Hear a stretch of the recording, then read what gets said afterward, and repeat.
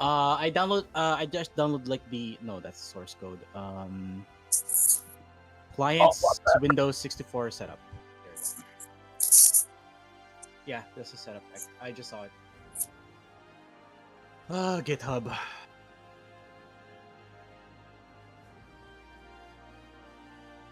Mhm.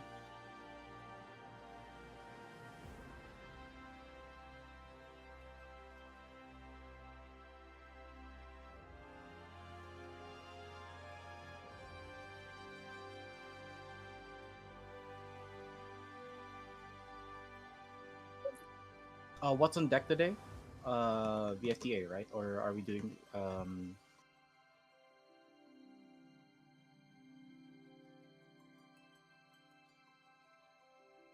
Okay. Gotcha.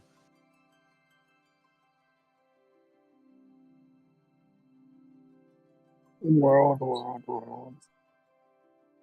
Is One Piece getting another fucking movie?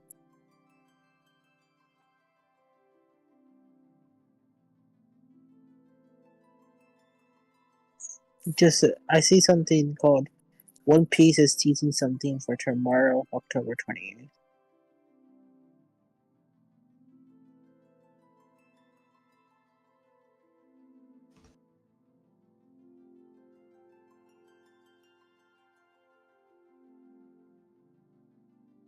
Why would you reboot and exist a ongoing series? You know, mm,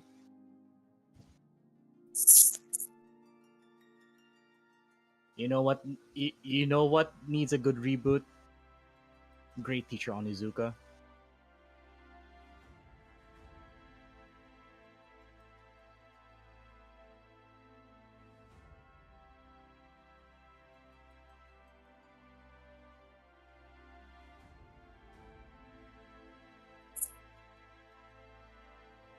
I want a Gitama reboot.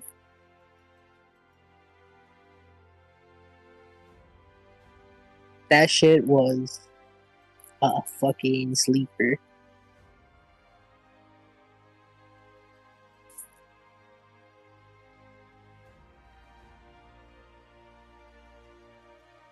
You know what? Don't reboot SAO. Actually, fuck that. Fuck that. Reboot dot hack. The OG. The grandfather of all isekais.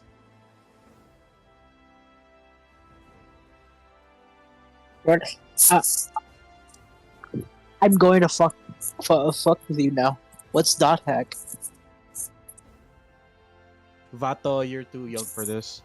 I was too young to watch it, and I still just like I was in that anime phase in like the like the very late 2000s, where it's like you discover anime for the first time, so you just consume everything. Like even if it was like kind of mid, you're like I don't care, it's new anime, I gotta watch this shit.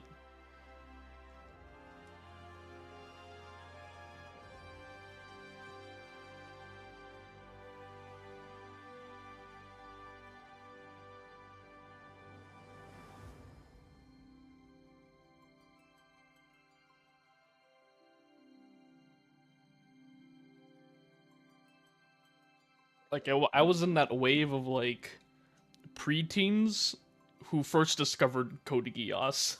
Like I was in that fucking generation. Code Geass. And The like post fucking the post Gundam. yeah, the The post post Gundam Gundam era. Gundam. Yeah. Bro, I okay, mean, they came back with Unicorn, and then you know, You they got Unicorn and then Thunderbolt and then Double Zero. and IBO. Oh my god, IBO. so speaking of Gundam, when the fuck did they decide to make a Gundam Seed movie in 2024? The I mean, the what children now? require the children is asking for the Gundam Seed for the longest time. Bro, holy shit! I saw on fucking Twitter there's a Gundam Seed coming out. I'm like, excuse me, but Of all the Gundams in a movie this far out from when it aired, holy shit! I was not expecting that. I need Sunrise Studios to animate something that doesn't make me want to wring my eyes out. Cause like, God, freaking Witch from Mercury was so nice to look at. The writing, the writing though, man. Bro, just watch Thunderbolt. Bro, Witch of Mercury wasn't bad until the fucking like the midway point of the first fucking season, and then it just went downhill. This one down. I swear, like I love Hiroyuki Sawano, but for some reason, every time he gets involved with the project, like there's like a 60% chance the writing is just gonna go down the fucking dumpster. I don't know why. It consistently happens.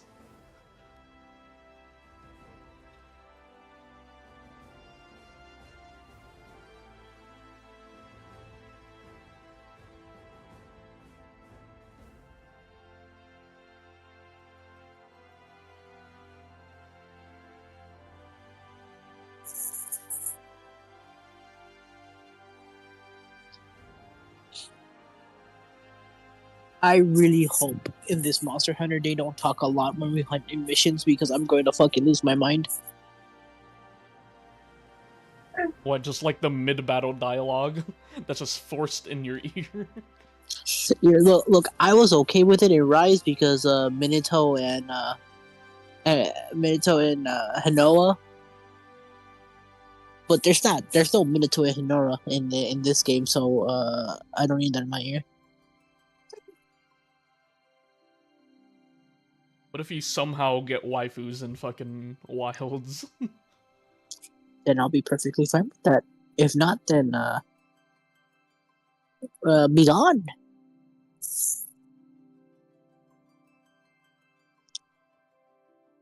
It's like I didn't like the handler in English because she fucking called you Pard.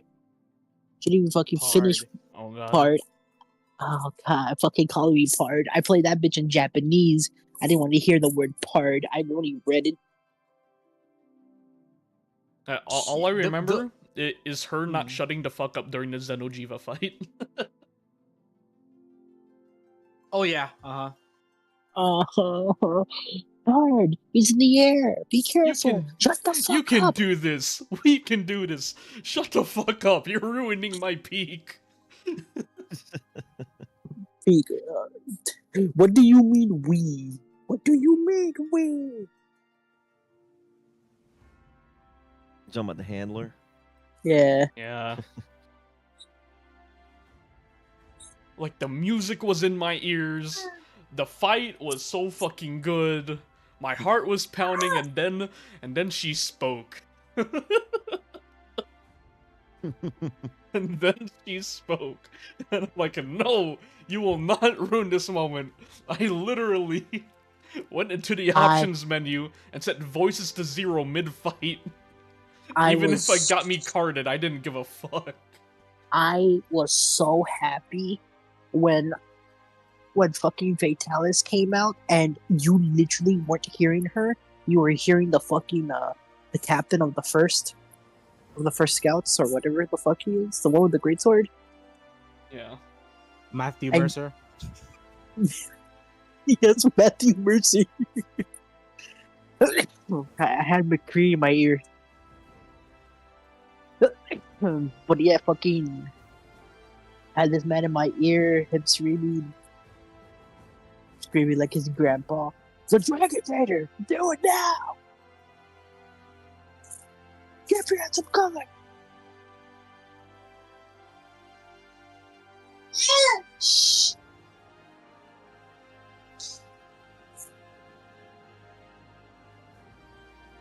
Oh god, Dragon.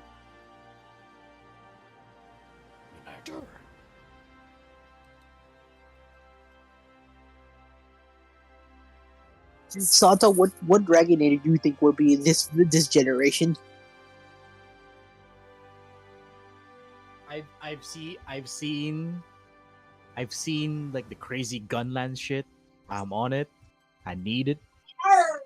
It will be on my holster on all times. It is by EDC. Bro, I cannot wait to learn how to fucking mouth block on a greatsword. I got that thing on me. Alright. What is going to be your secondary weapons on the bird? Bow. Bow. What's your secondary weapon? Sword and shield. Sword and shield. I'm going to be that motherfucker, and I'm gonna be fucking bringing the longsword. Because longsword and You greatsword do not actually. deserve anything good in this life. Fuck you and your weapon.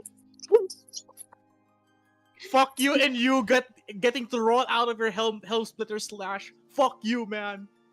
One of these days, I'm going to grow up and finally learn how to play Lance, and then I'll be the best player in the game. Bro, I hope your longsword damage is like equivalent to fucking dual swords. Fuck you, man. fucking giving us a roll out of helm splitter is so fucking disgusting. Oh my god. You know, look. The real crime is not letting us stay in the air with insect glaive. That's just offensive at that point. Yeah, rip helicopter. Oh no, Rune. Huh? There's a desktop app? Fucking Nyx plays insect glaive. Yeah. He won't be playing insect glaive after their change. That means we're gonna have to deal with him on dual daggers. No! That motherfucker flinches you for the whole hand! Ah! No! No! I can always go gun lance and just spam wormfire every time you're trying to do something. Yeah. Arme. You motherfucker. Yeah.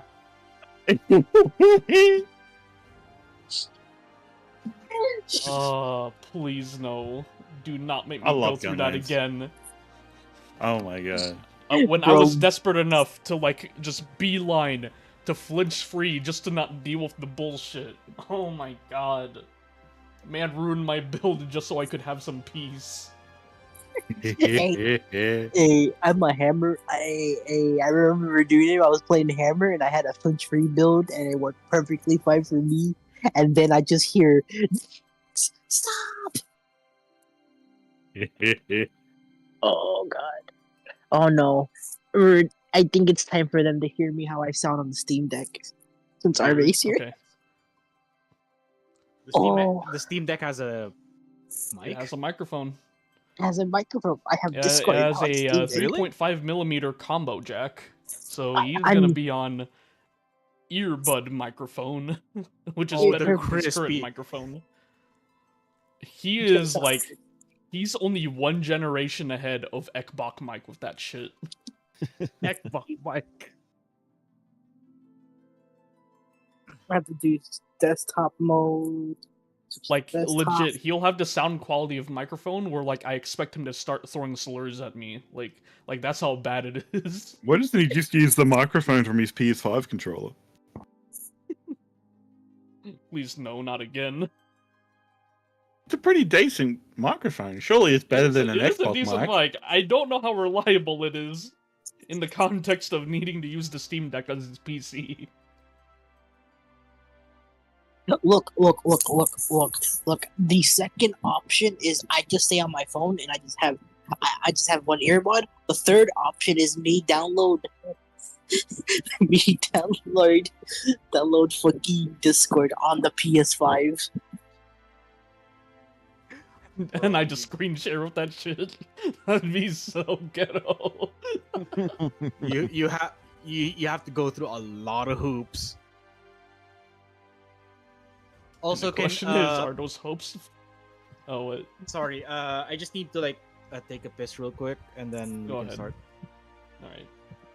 Oh no. It's time. It's time to hear how I sound. Hello. Oh dear. Hello. Can you hear me? Yes.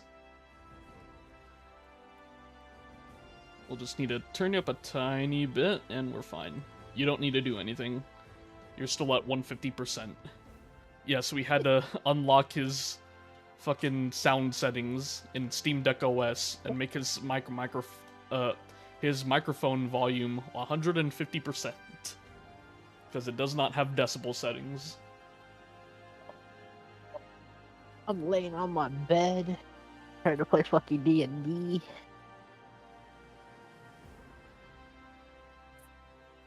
Oh goddamn, that scared the shit out of me.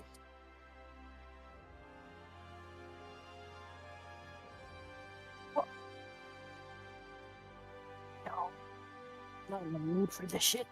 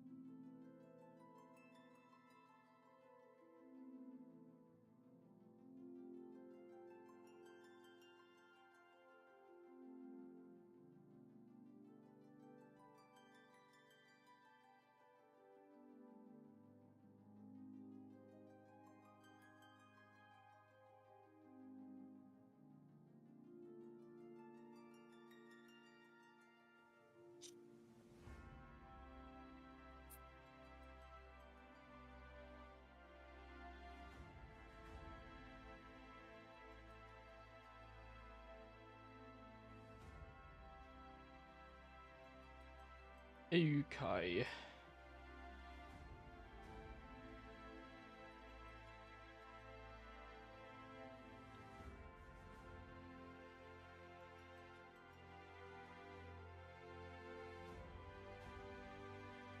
Got that thing set up.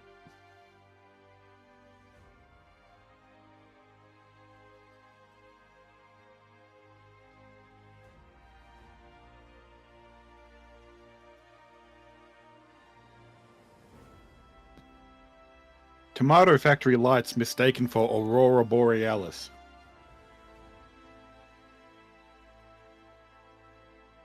Yep, that's a thing I did not expect to hear.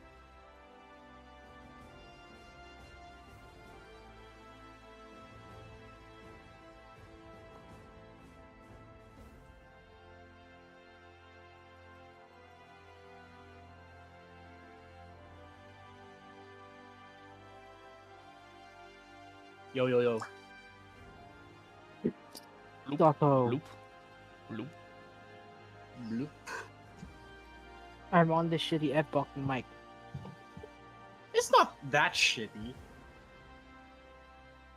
Doesn't have that like that like shitty like filter on it. The one that muffles you. Yeah.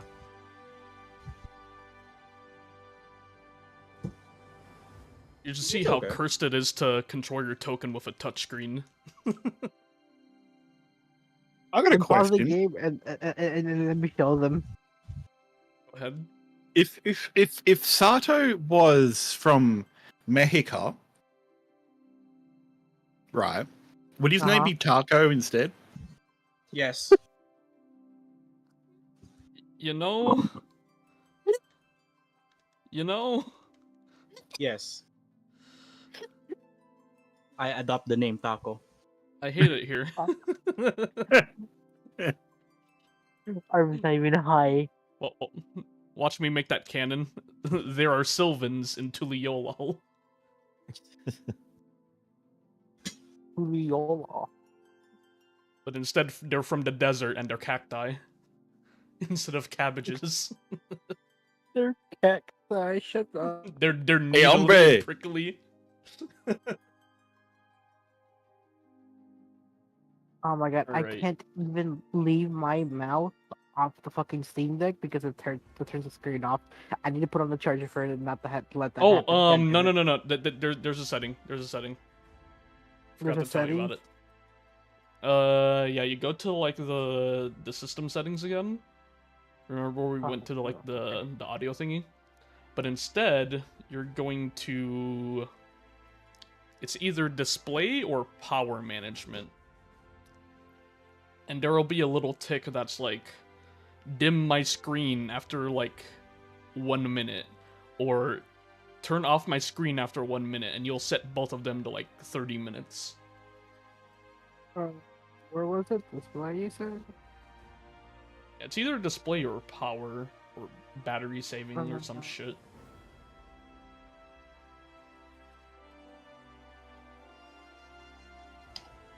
But plugging in it might help. If not display, then there's probably a thing that says like a battery. There you go. There's dim screen after 1 minute. Just crank that bitch up to 30 minutes or some shit.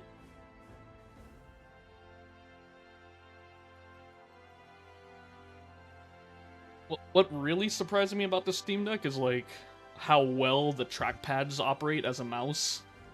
It, like, very surprisingly well. Like, they weren't lying when they said, yeah, you could play Civ 5 and Civ 6 on this thing without a keyboard and mouse. I mean, I've heard they're pretty good on consoles, so...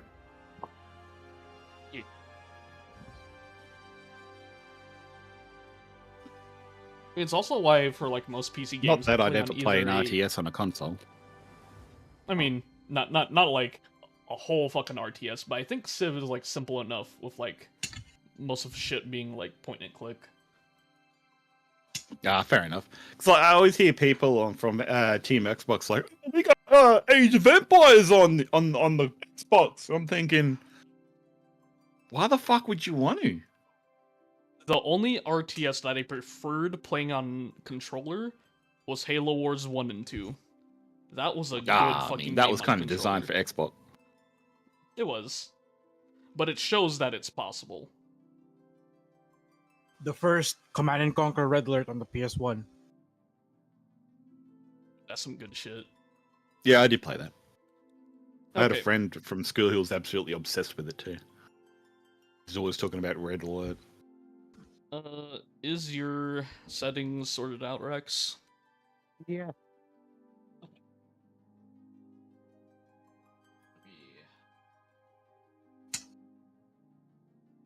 Oops. Because I wrote this shit on all my 15-minute and lunch breaks. Okay. I don't know why we're in the Underdark. Worry about it. So last time, the party is unceremoniously escorted out of the fighting pit by Ashley Riot. Immediately upon exiting the tent, you are greeted by the sight of a fuck ton of people panicking and trying to get out of the festival. During of which, Pina Colada unceremoniously collapsed from drinking beer earlier, the effects just now hitting him. He was conked out for the rest of the day. After finally getting escorted off the festival grounds, Ashley Riot reveals to you all that you're essentially going to the principal's office. He is taking you to where Admiral Merrowib is currently stationed in response to the whole monster rampage incident that happened in the fighting pit. And he begs you all to please be on your best behavior. Looks at Toa, looks at Mogrius. And when you finally meet her, she didn't seem too pleased at all. After demanding a whole sit rep from Ashley Riot, she just simply puts her gun on the table and demands an account from each and every one of you. To which Magrius, for better or worse, rose to the occasion and revealed some evidence that was dropped by the perpetrator.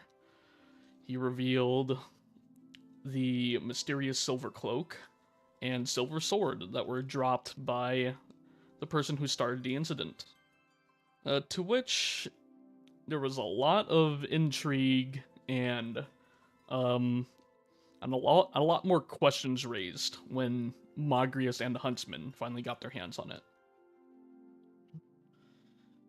During of which, a whole lot of the conversation, it's safe to assume, went over the head of Toa. Is that safe to assume? Because he was Probably. fixated on the issue of the Tobi Kadachi and potentially adopting it, and him trying to get the Admiral's blessing directly so no one else would get in his way. After some back and forth and revelations having to do with the sword's origin, it's probably safe to assume, at least from the party's point of view, that the sword's origin is from Ishgard, or at least the materials are. And you've come to the conclusion that the sword was crafted by a very extremely skilled artisan who built the sword for the purpose of, oh, it's just gonna be a pretty sword on someone's belt. But it was so well crafted that it is an above average sword when it comes to, like, being used in combat. And there's also some unsolved mystery having to do with the sword seemingly absorbing magic whenever any spell is used near it. But interestingly enough, it had no reaction to Toa's Dark Knight, Dark Side aura. After a bunch of meetings were concluded, everyone began to leave the office until Merweb stops you all for one person, requesting Magrius's attention for just a short 10 minutes. And it turns out she wants Magrius to eventually get Ashley Wright to help them write a letter to the Warrior of Light, because they seemingly like to flaunt the fact that, hey, I knew the Warrior of Light, and I'm the Moogle of Light. So you'll have to deal with that at some point. The party eventually makes their way over to the Drowning Wench, to which they are completely blindsided by the fact that there are four more individuals from allied societies. It was the Huntsman's worst nightmare. He found himself a second bird with a very colorful set of feathers. You found another lizard that is tired of his bird shit. And you found what looked like a goblin, but was probably not, is somehow not a goblin, who just wants to be left alone. Oh, and yeah, and there was like a talking fish or something, like, I don't know, that was weird. But after some tomfoolery, the party finally goes to sleep after a very long day that, from the very start of the day, beginning with a bar brawl between the Huntsman and Toa, all the way to the festival and everything that happened inside the tent, you were finally in the Drowning Wench, taking a good night's sleep. But who's to say it actually is a good night?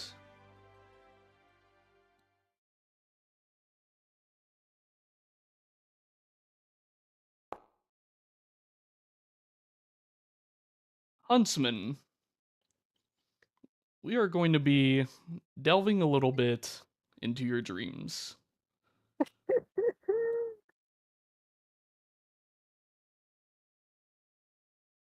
Give me 1 second.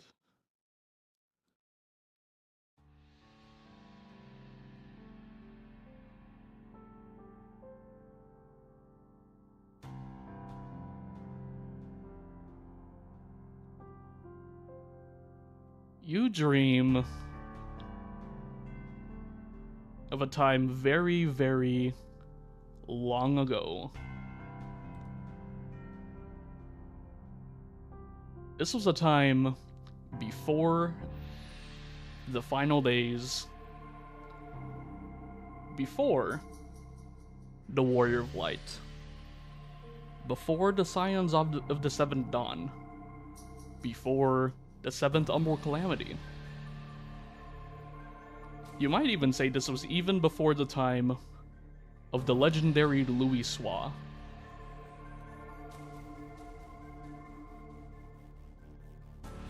This was a time of very few heroes. Garlean intolerance, the Ul'Dan rapid colonization of Thanalan, and most importantly, a dependence on the strength of the primal Ifrit. During this time, there are two prominent Amalja factions in Thanalan during this time. Those of the Pogglethon lands and the Zanarok lands. The Pogglethons relied more on natural methods, tilling the grassy plains, hunting and gathering, and their own martial prowess as a powerful race.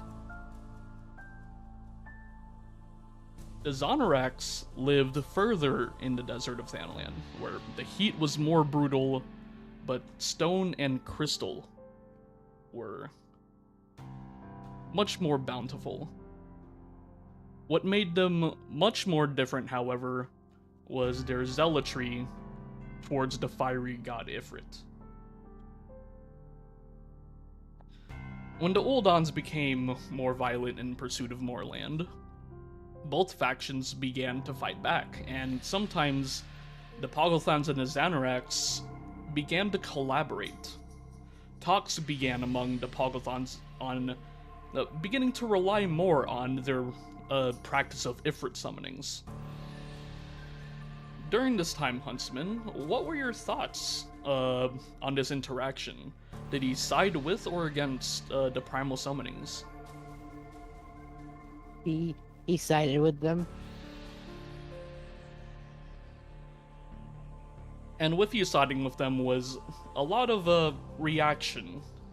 See, during this time, they didn't call you the Huntsman.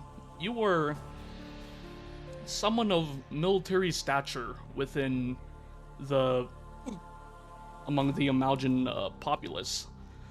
You had a squadron. You had many, many young people looking up to you for guidance. And when you began to show signs that you were siding more towards the Pogglethons to rely more on Ifrit summonings and contribute more towards it in one way or another, you would get protests from a lot of the younger folk saying things like, War Chief, please, we can't afford to rely on the primal long term. The Zanrok put their absolute faith in Lord Ifrit, but their twisted image of him eats away at our people like a bottomless pit. We share our hatred of the Ul'Dans, but the Zanrok won't be satisfied until their city is completely wiped out. They outnumber us. We will be extinct before Lord Ifrit even gets close to wiping them out. And they began to push back and plead more with you. But in reaction to this, did the Huntsman begin to change his opinion, or did he remain more did he remain on his opinion of thinking that we should support them some more?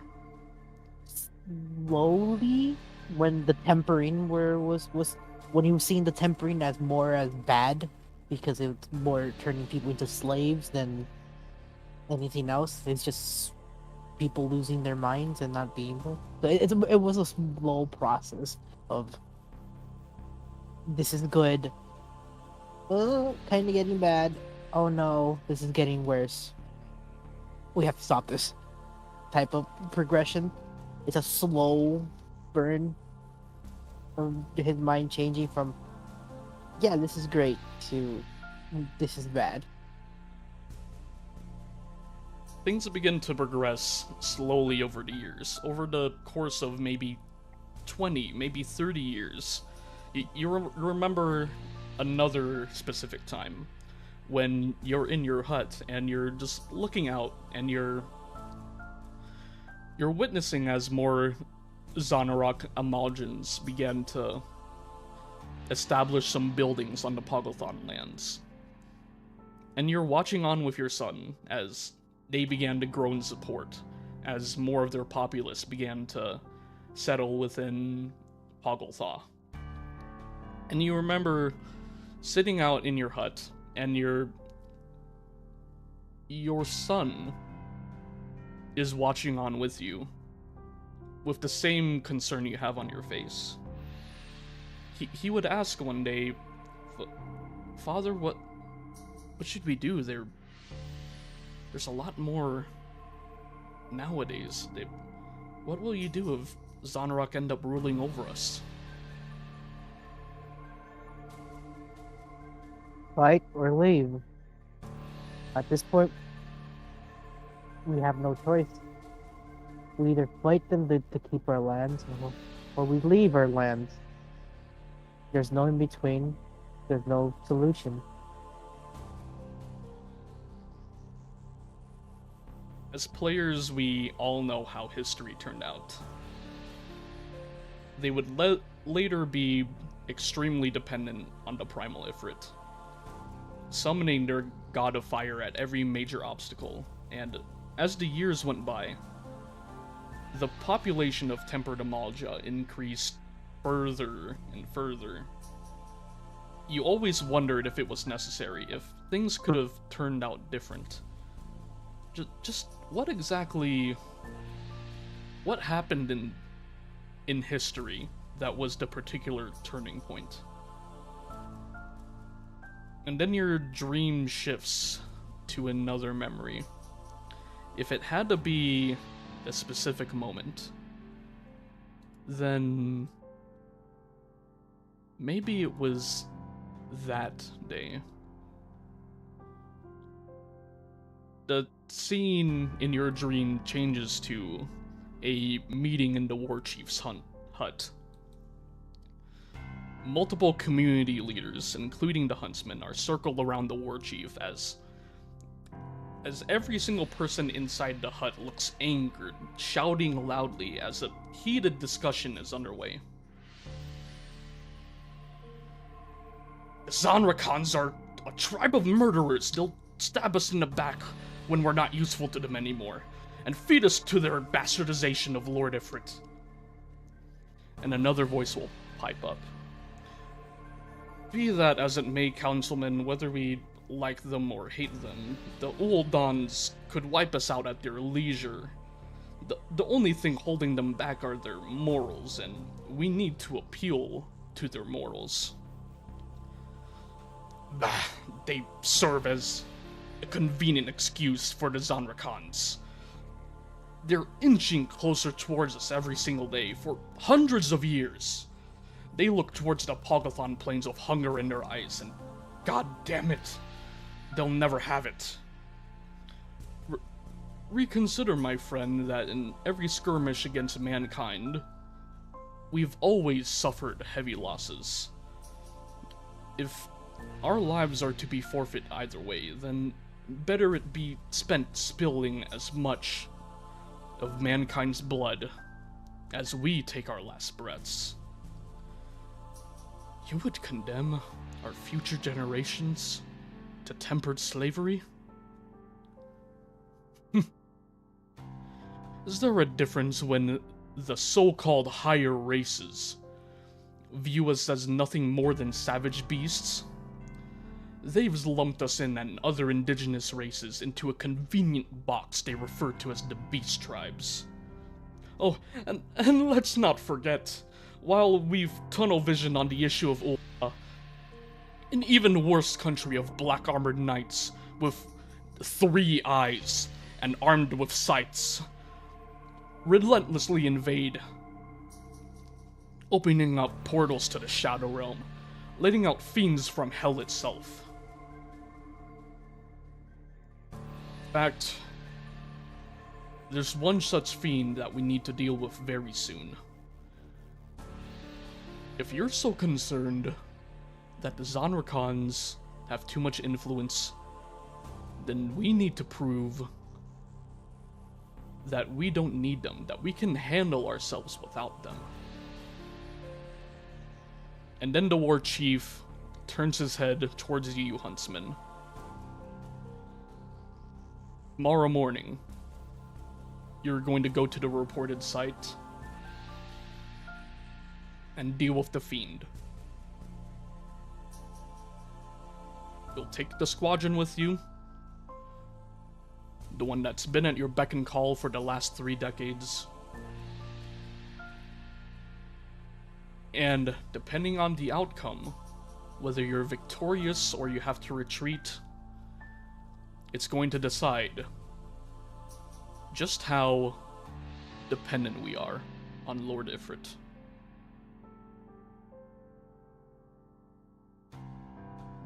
Yes, Lord Chief.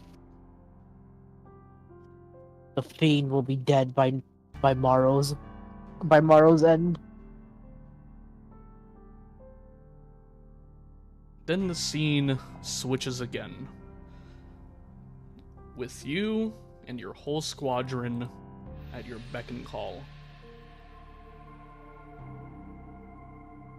20 strong Amalgans marching behind you towards the reported cave, where a portal towards the Shadow Realm, otherwise known as the Void, or the 13th, has opened.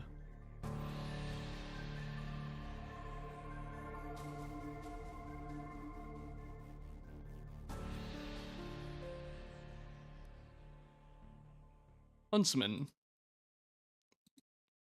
I'm going to have you give me a perception check. And Yeah. I'm gonna add you on. Give me 1 second.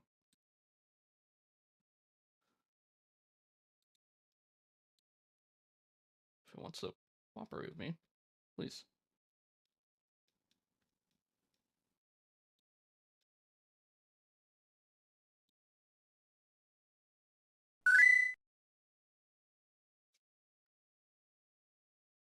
Oh dear God, what the hell? Okay. Oh, Nope, that's not the nope. Huntsman. All 3 of you rolled to see what the fuck. What am I watching? Should I Roll be to watching fuck? this?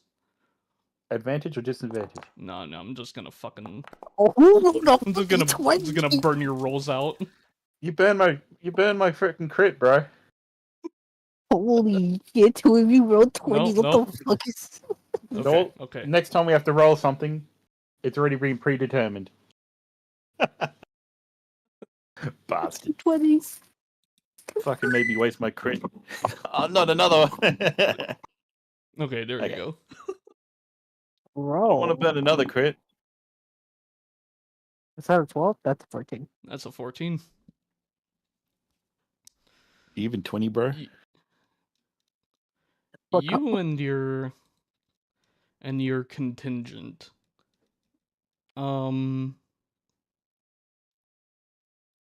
They begin to cautiously advance. Where the hell is the fiend? Were we given false info? No, this was given by the war chief himself. This can't be wrong. And then Enough chit chatter.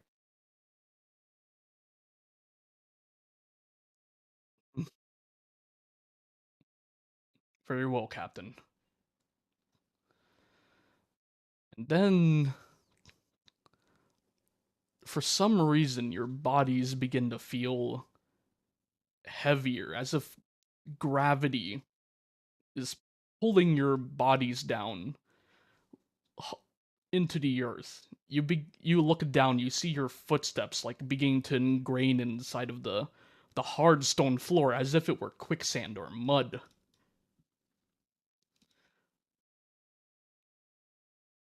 Then you realize it's become very, very hard to breathe.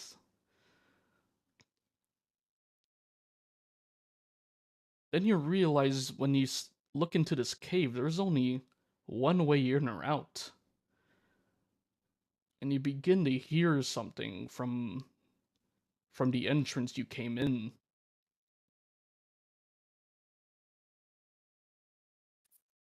You hear a snarling. Wait. Not one. You hear multiple things snarling. Captain, there's something behind us. Fiend.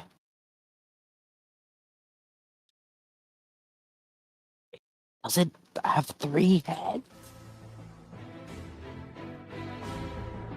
See behind you as a 3-headed monster begins to advance.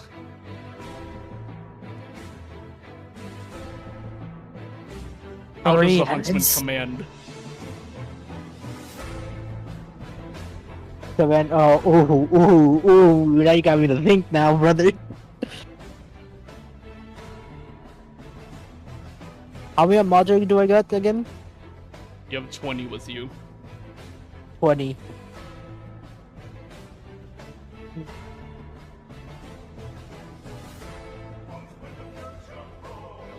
Those with the shields go to the front. Those with the spears or pikes line behind the shields. All the casters in range will come behind and we will attack it from the distance. Formations, hurry! You have shieldsmen at the front. You have polearm wielders in the mid-range. You have musket wielders in the back.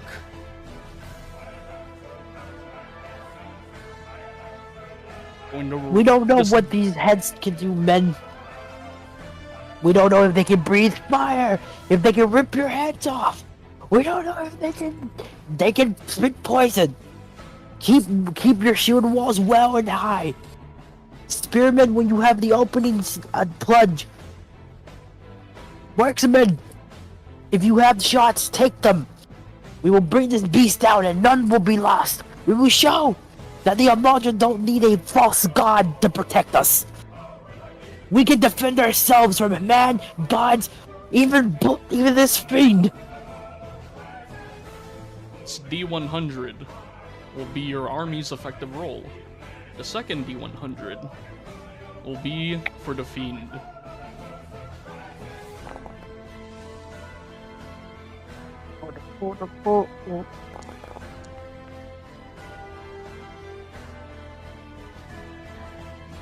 So what would you do with D100? Yep. Your army's is to 46. Your army makes their formation stalwart, compact, impossible to penetrate. In terms of tactical advance, this is the very best that Polgatha has to offer. And all the Cerberus does, it rushes forward with one claw raised high. It swipes with its right paw, hard to the left. And all you see is 15 of your 20 men go flying. 5 of them splatter against a wall in a heaping mess, while the rest scramble to get back up. 5 of your men are dead. This fiend is more tougher than I expected. Those who weren't wounded, get up and form the shield wall. We cannot lose the wall. The wall. Those who can carry a shield and take the place of those who lost. We will hold this wall and kill this fiend. Another D100 roll will go out. First roll is yours. Second roll is the fiend.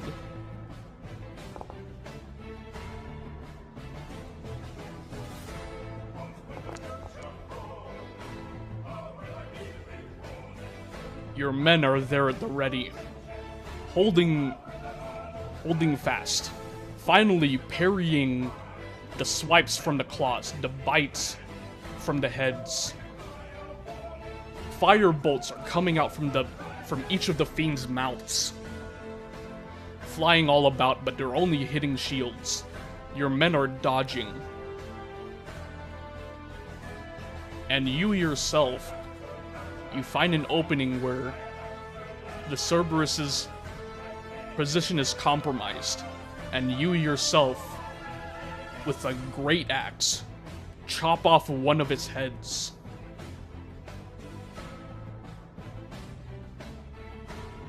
I pick up the head and start shouting behind the shield wall to try and raise morale. Stay, man! This fiend! Please! Please like the rest of us! That means he can die like the rest of us! If we bring him low, we will go back as heroes! For Pogafa!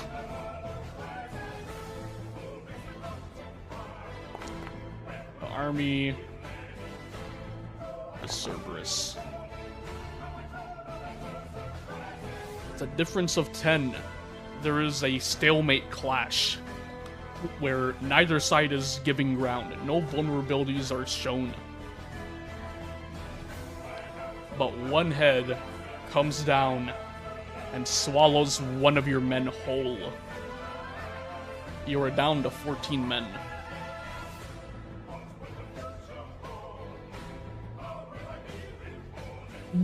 He points at one of the marksmen in the back. You! Drop your musket! Come up here and take a shield! We need to fill the wall! On the wall! Another roll will go out. Army.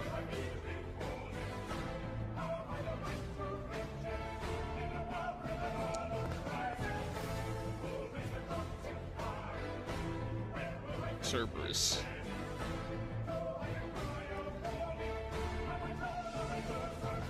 The Fiend tries to march forward and gain more ground.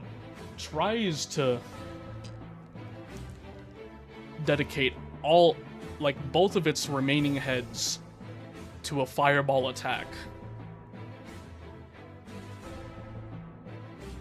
But as you instructed, the shield wall holds firm, and your musketmen begin to shoot where the head was severed into the beast flesh, and the flame attack is interrupted.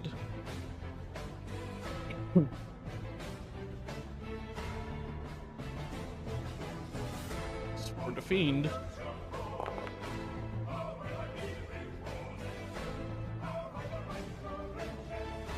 Huntsman, you notice that the head you severed is beginning to grow back, but very slowly. You begin to see a skeleton like a skeleton begin to form back, materializing from seemingly nothing. And there are tendons beginning to form and snap and attach to the skeleton. Is it growing its head back? What in the name of the gods is that beast? Another opposed roll will go out.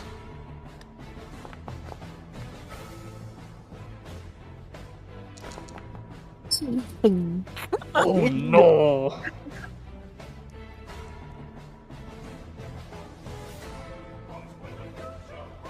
Your shield wall holds firm, but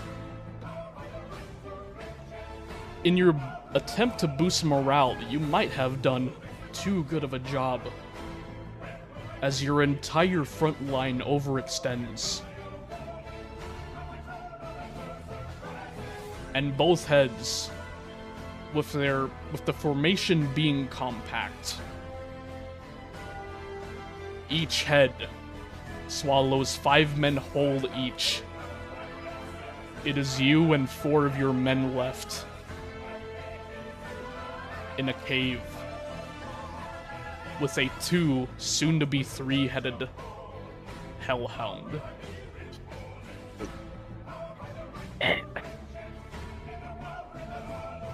As the hunter starts like thinking, he picks up one of the shields that got flung back. He holds up the shield up with one arm shield, the other arm with the great axe. He screams at the beast. You shall now take the rest of my men. You shall face me in this battle, face to face to fiend. As he points to the 4 remaining marksmen behind me, the rest of you shoot at it. What? Shoot the fiend. If I'm in the way, you have to shoot through me. Then do it. We will kill this beast, even if I must be riddled with holes. Stood. As your force's size is reduced, the size of your die will also be at a lower value against its D100. Here comes another opposed roll, starting with yours.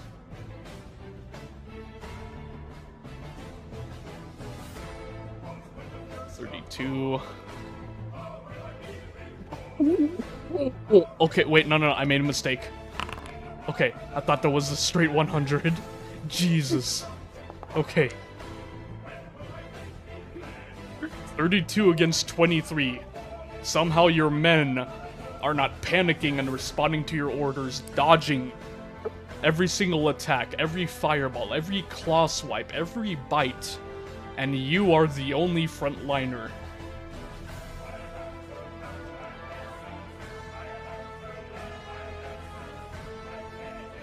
What's wrong, beast? You ate my men! Where was all that gun strength you had on the eye?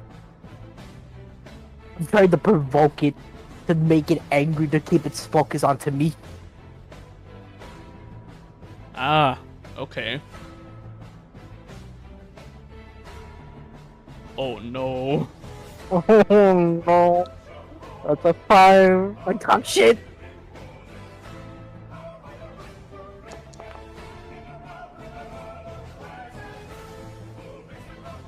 Holy shit. The Cerberus has formed all 3 of its heads by now, and all 3 attempt to snap down on you, to swallow you yourself whole, before moving on to your men. But in an incredible, unbelievable sight, with both your hands, both of your arms, you are holding open all of the jaws, the teeth from the top of each of its mouths are digging down into your palms. The jaw bones, all of the teeth from the bottom lip is digging into the soles of your feet. You are losing blood quickly, and all of your men are trying to shoot them all in the eyes to try and blind it, try and get it off of you.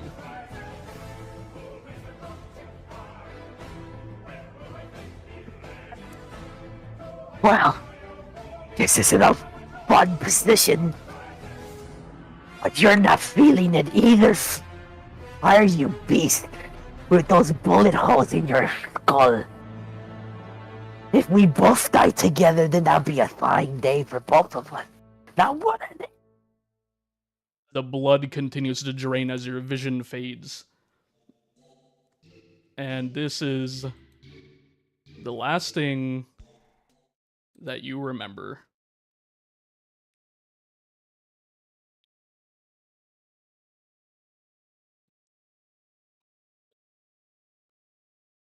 Players aside from the huntsman, please give me a D20 roll.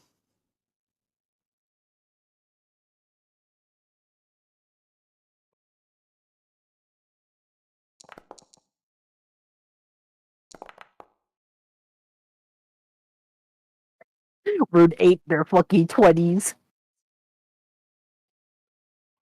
Just missing Harvey. Toa. Harvey. Oh shit! I haven't seen anything on my screen. It just says game paused. Yep, that's fine. Just give me a d20. Okay. Ah.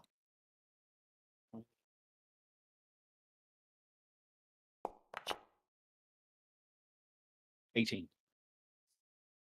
Close to 20. The huntsman awakes with the vision of his past fresh in his mind. And also all three of yours, for you all have witnessed his dream. And we cut to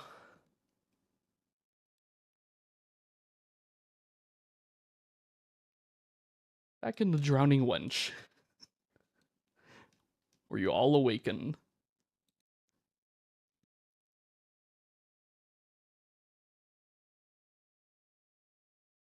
Oh. Why did I have that dream again?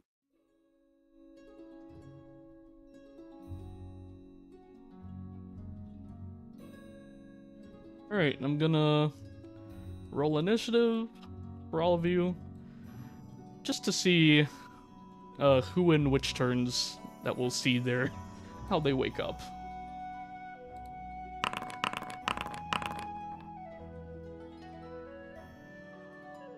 Your eyes flutter open. Both of you and Magrius. And you find yourself, well, you didn't go to sleep dry. Apparently, your friends soaked you in a water bucket and left you there, hoping that you would not be hungover when you woke up. I would like you to give me a Constitution roll, raw Constitution.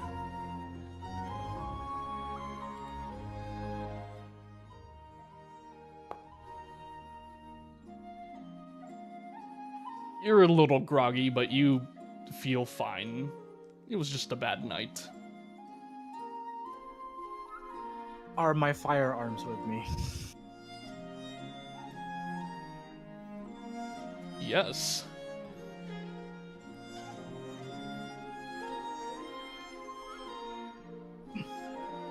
I like quietly like roll like my eyes are up, like squinting, looking at the ceiling. Pain. Feeling the pain and like confusion of like the dream that I've saw. And I mentally just count to 10.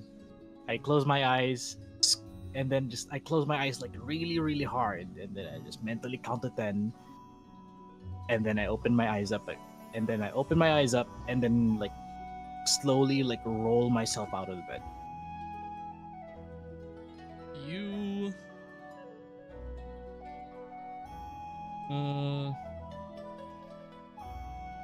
You get to 6.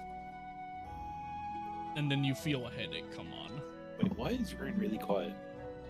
Rune? Am I fine? Am I fine now? It sounds like someone put you in a box. What? Yeah, you sound really quiet, dude. The fuck? You sound like you're talking from another room. Son of a bitch. Hello? This better? You sound like really far. How about now? Did you activate like a voice filter thing? Might have. Is this better? Yeah, that's better. Okay. I don't know what the fuck happened. Okay. And then, as you count to 6,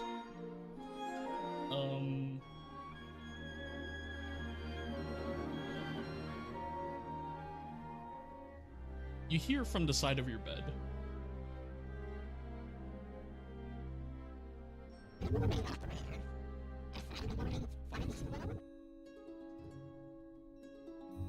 Okay, hold on. Did anyone understand what he said? Nuh-uh. You sound sounded so really low, low, too. bro. Yeah, you sound really low. Are you underwater? Am I underwater? Oh, it's back again. Am I better? Is this better? Yeah. Yeah. Like you sound Little? really low. Like you just sound I've got you on low. 200, bro.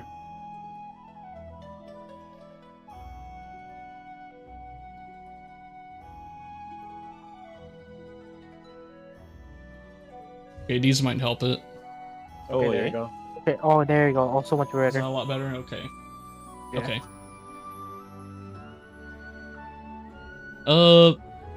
You'll hear from the flare fuse. Morning, operator. I trust you finally feel well? Yes. Thank you. I just need some time to adjust, and I'll be up and about. Were you watching the room?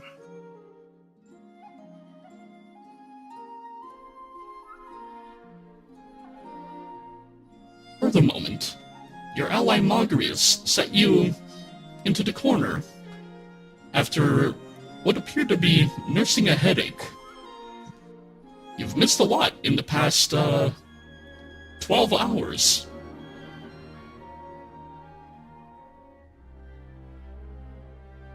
Mental self note. I know I'm saying this out loud, but I'm not gonna touch that beer thing ever again.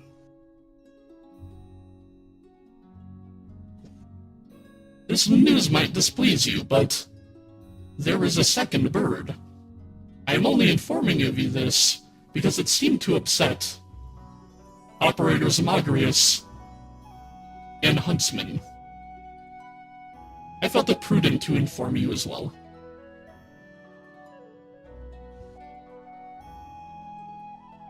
Is the bird as big as our friend Toa? Yes, he's also colorful. She? No, he... Agrius, the sound of the gun triggers you, and your eyes snap open as well.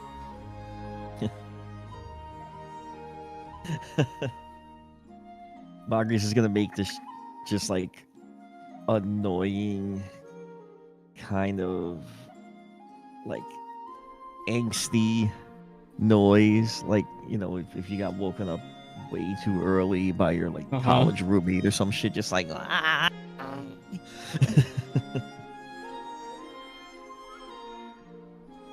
Sorry, Magrius. Alright. It's not your fault, it's the gun.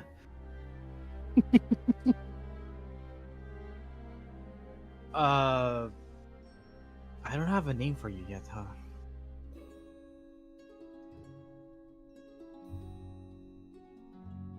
Would you like a list of recommendations? No. I'll call you Ada. Registering name. We are now known as Ada. First command, set volume a little bit lower so that Magrius can calm down a bit. Affirmative. Second. Remain on standby while I'm gonna get a bucket of water and actually, can you do self diagnostics and maintenance for the meantime? Initiating self-diagnostics. As quiet as you can, if it's possible. I believe it also prudent to inform you that one of the large bird's companions had a lengthy discussion with me for around 4 hours. They seem to share your intelligence. And we happened to learn quite a lot as well. I will get my water first and finish what you can from self-diagnostics and brief me once I get back. Affirmative. Thank you, Ada. I appreciate. I appreciate and I appreciate you.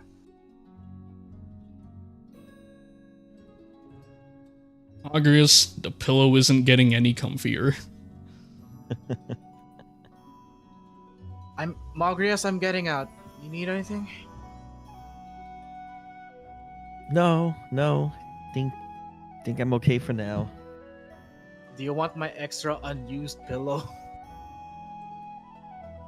No, I'll be fine. And Magrius' like tiny little Moogle arms is like karate chopping the pillow and trying to fluff it up as best as they can, but it's not gonna help.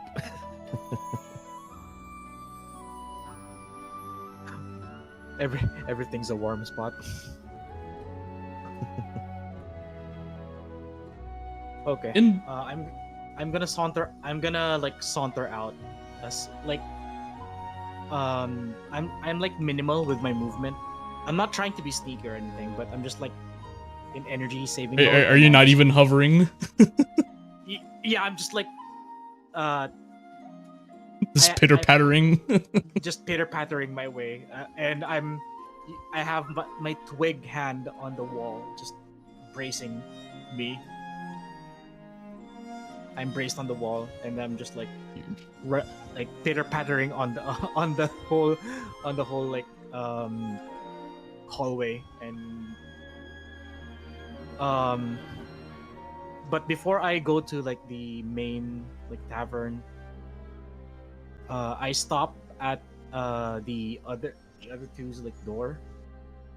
I stare at the door for like a good like 10-15 seconds.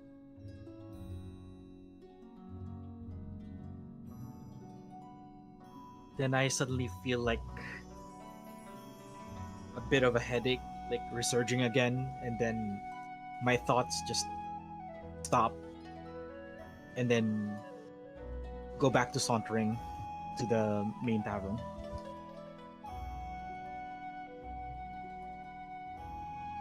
And as And I Pina end turn. End of phase. and phase. And get myself a bucket of water, of course. But that's my turn. That's your morning. As Pina and Magrius begin their morning, or in Magrius' case, refuse to begin the morning. The scene cuts to Huntsman and Toa. The Huntsman just staring blankly at the roof, whereas if he ever glances at Toa at any point, it seems he was sleeping with what looks like his eyes open, with a stoic face. What's on Toa's mind after that whole dream sequence?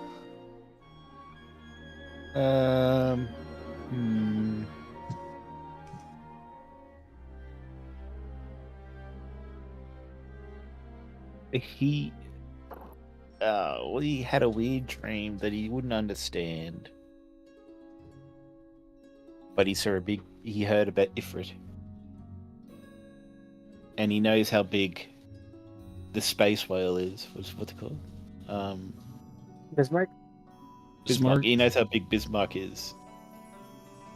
So he now he just wants to fight Ifrit. My dad could beat your dad.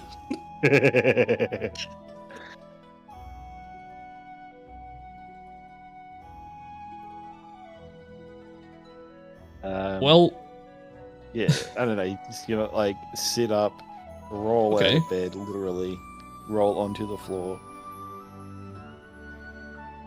So when you hear a thud, yeah, just poof. Pick himself up. All his feathers are ruffled, kind of like the Big Bird meme where he kicks down the door. somebody. And while slightly hunched forward with his arms draped in front of him, he's just gonna saunter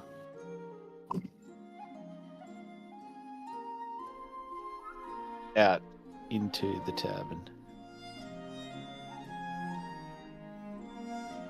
Well, Huntsman, that pillow isn't getting any comfier. You went from one nightmare to a present-day nightmare, waking up with a fucking bird. Is this how you feel?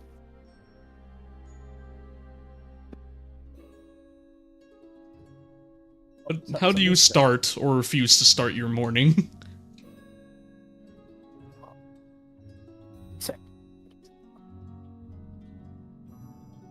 The hunter just stays there blinking for like a minute. He gets up to see if Toa's asleep. He's not here. Oh.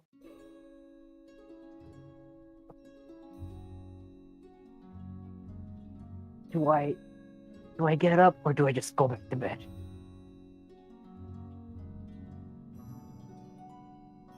Fine, I'll get up. The hunter gets up and heads to the to out here. If it lets help me ya. walk. You're gonna have to... There you go. I'm manually moving with my finger, dog. I'm trying my best. Yeah, don't exactly got a WASD on the touchscreen.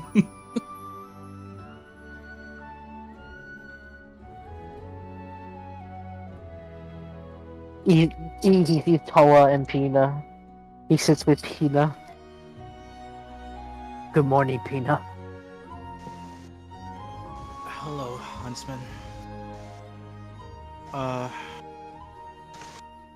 Rough night? Yes. A dream that I wish... A dream of my past I wish didn't appear as he hits his face onto the table. Knowing that I've shared the dream with Huntsman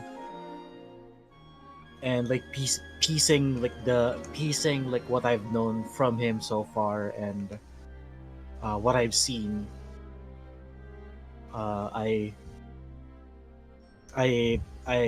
take a deep breath and sigh, and then give him like a very light like pat on the back using my twig arms and hands.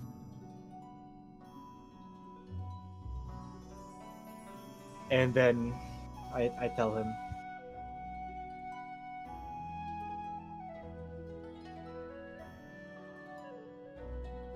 we'll be okay. The husband's a little confused and goes, Thank you.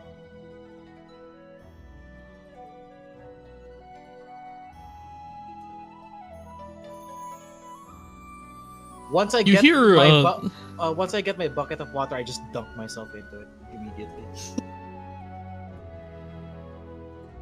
You hear to the south of you from the hallway. Oh yeah, that was today! Yo, I was supposed to find cousin. Wait, where is he? Oh God! Good morning! They Good morning, y'all! They were not kidding! You just hear the husband.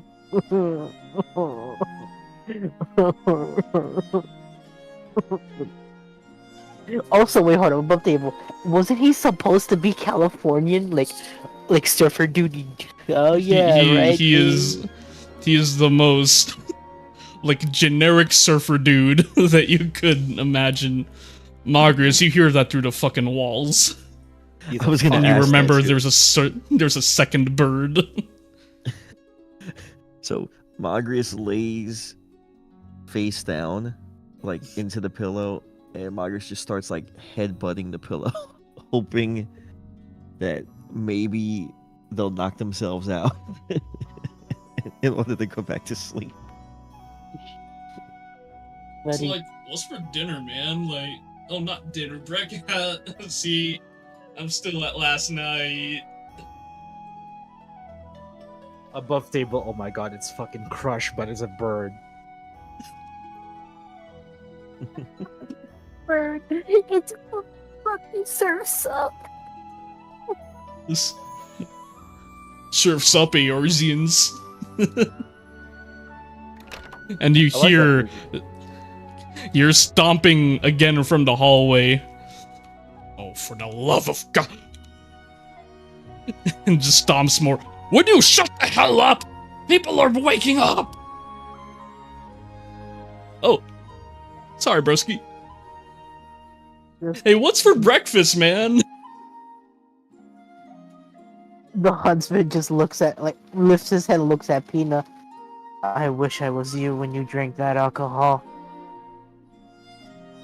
Same, brother. Same. No more. Let's just swear for the meantime that we're not gonna touch any like sort of alcoholic drink for our sanity's sake. As he looks over the two birds, I think I would rather Ye- deal with the alcohol. You now hear rapid, tiny footsteps coming from the hallway as well. Squeaking. What unceremonious riffraff am I hearing in this morning? Quiet down! And then he goes back into the hallway. There's a lot I mean to tell you what happened, but at this point, I feel like you've met everyone except the gob. The goblin. Yes, there is a goblin. I think it's a goblin. Has the mask. Looks like a goblin. Acts like a goblin. Talks like a goblin. Talks like a goblin. Well, kinda. The hell am I hearing, dude? Jeez. Speaking of the goblin, there's the goblin. Oh. You're awake. I assume you're the owner immediately- of that. Sorry, go ahead. Sorry, my bad. Are you the owner of that very interesting gun? Yes. Yeah,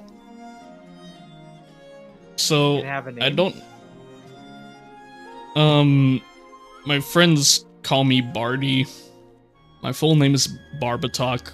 Whichever's easier for you to say. I don't really mind. Barty. Okay. My name is Pina. And I just like extend a twig, a twig at for a shake. Extends a very stubby arm, and you both grip with about the same strength. You are both extremely weak, but in each other's company, you are equals. Can I have a history check to like By all recall means. if I've dealt with or at least spoken with like the local version of goblins of Eorzea? Sure, yeah, give me a history check. Are you gonna epic roll it or are I just gonna roll it? Yeah, I can give it to you. Okay.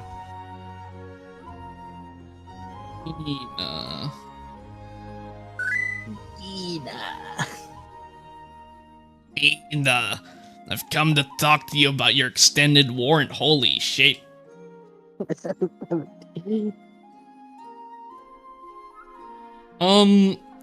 So you've interacted with the goblins of Eorzea before.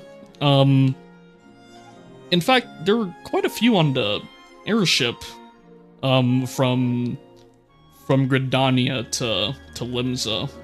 And you also walked by quite a few that were wondering about the streets of Limsa. Your impression from a lot of them is very improper English, but extremely, like, handy and intelligent when it comes to the technological arts.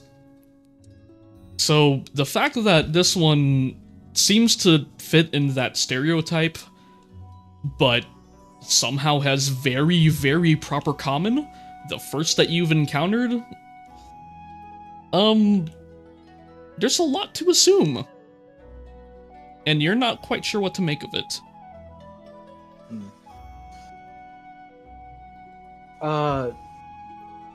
You're not from here as well, Barty? No, I'm from across the salt to the far, far west. I'm from the... you people call it the New World, I suppose. We know it as Tuliolal. From another continent, huh? Yeah, What's unfortunate is it seems like your wildlife likes to kill people at random, just as much as ours, so... we'll fit right in at home, I suppose. Welcome to yours, yeah, my friend. I look at... I quickly, like, glance at Badaron there, and then look back at Barty. Well, I'll try to answer any questions you may have with that gun, although I'm not exactly... I am the owner, but I'm not the creator of it. I just acquired it, and I'm still trying to figure it out myself. Oh, no worries. That you're... When push comes to shove, your gun is extremely talkative. About as talkative as the obnoxious one over there. We had a long, like, 2 or 3 hours of conversation while you were passed out. As expected, I have 0 privileges, but I did manage to convince it to apparently connect to the local Ethernet and install its own updates. It was apparently it was behind, I want to say, 25 months in operating system upgrades, if you know what that is. But yeah, it was. There are some updates to be made. You might want to check that out later.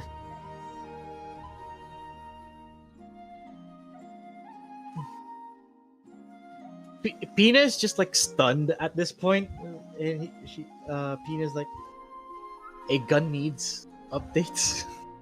It's a gun. Yeah, it depends on the manufacturer.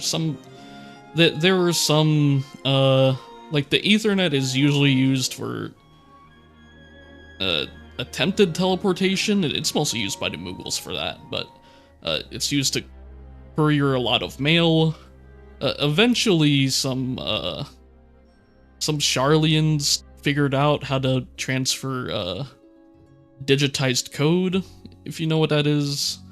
It's basic. It's like if a sheet of paper didn't need the paper, and it's just a bunch of just raw information. Letters and numbers. Yes, is the best way I can explain it.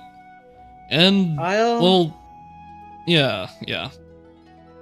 I'll check. I'll take a gander on it. Thank you for letting me know. Yeah, no problem. Your gun seemed very excited. And he's gonna turn around and go back. What's up, Tanner? What's up, Barty? And it cuts to Toa, who's here waiting for his food. but the piss bird, the bird with like the piss coat, just walked up next to him, being all friendly, despite Toa's hostilities last night.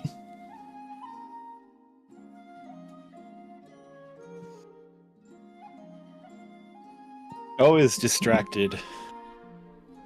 Because so I'm assuming the teeth are gone now because it's a new day. Yep, it was a food buff for 12 hours, and now you have dentureless gums. No, you're a bird again. Yeah, he's got his tongue and he's like licking the inside of his beak, but he's like he's kind of in his own head. He's like, something's different, but I don't know what it is.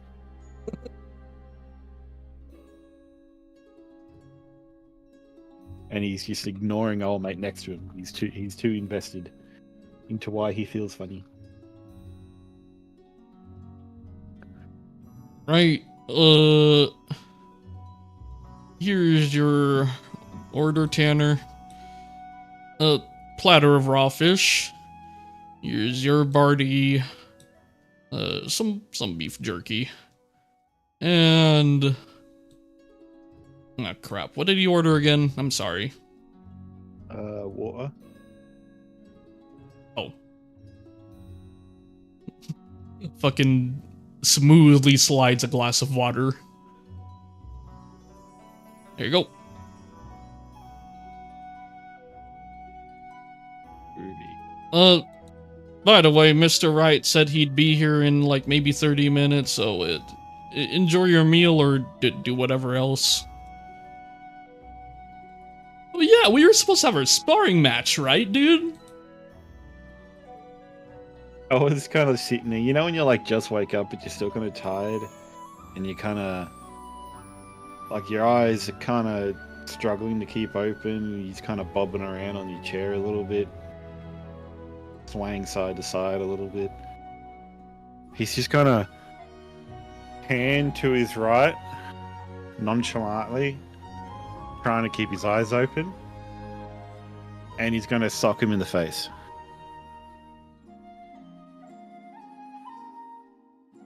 All right, roll a. Is this a surprise attack? Just roll with your weapon without a target.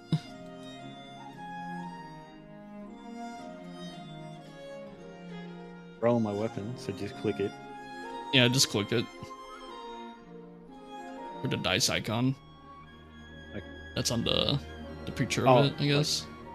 Wait, where is it? If you hover in your character sheet, Oh, okay. yeah, a dice should pop up. You can click that, as long as you're not targeting something. Oh, no, that's inspiration. I don't see any dice. Oh, your weapon. Like, do your weapon.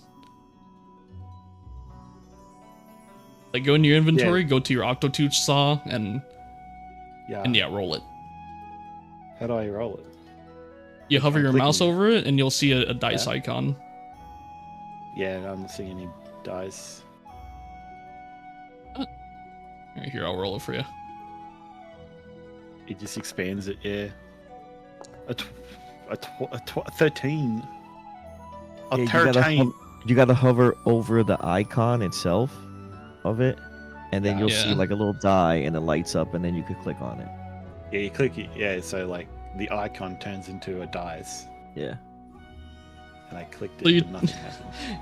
You try to sock him in the face, but like he like in the second Ip Man with fucking Bruce Lee, he just turns his head and like unintentionally dodges the fist and like doesn't even notice it. It's like, so Barty. And then he just goes back to his drink and starts drinking more water. Yeah.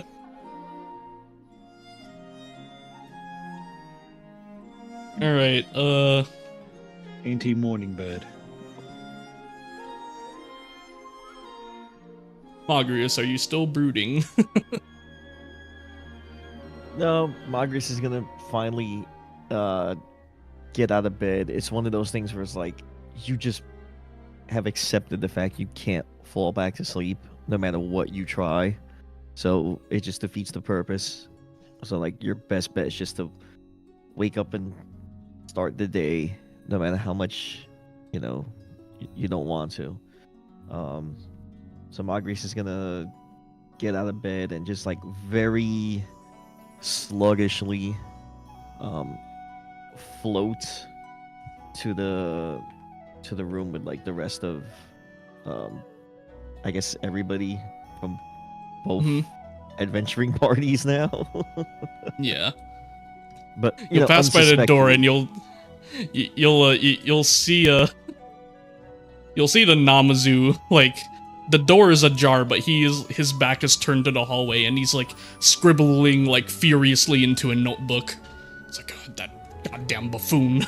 And he's like totally in his own world, doesn't even notice you're there.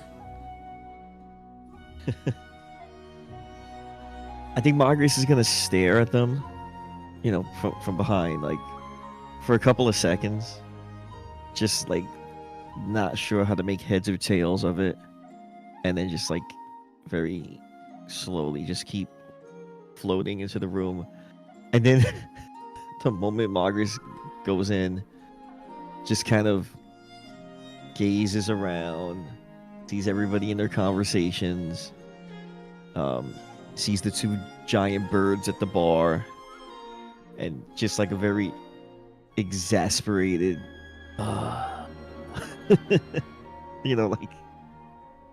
like oh god, what is gonna happen today?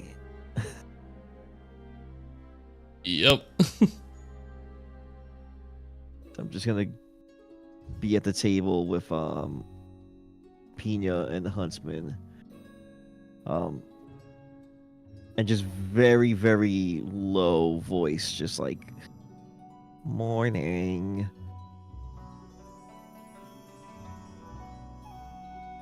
There you go.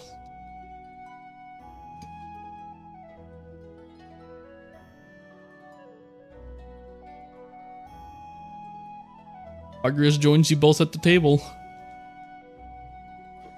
Can you hear me? Yeah. Couldn't sleep. Had a really weird dream. Kind of hard to describe, but I don't know. It's just a lot of fire and teeth. That's all I remember. You know what's weird, Mogrius? Now you can say bullshit or something like that, right? I don't mind, but why do I feel like I had the same exact dream as you had? Because my dream, there's also a lot of fire and teeth.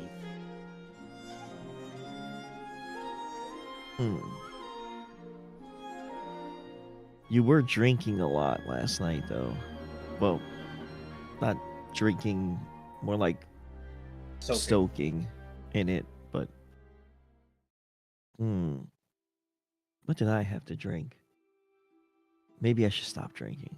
Maybe I should drink more. Huh. The Huntsman lifts his Was that Rexy cut out? Did I got out? The Huntsman lifts his head from the face palm, and he goes, "Did you see 3 heads?"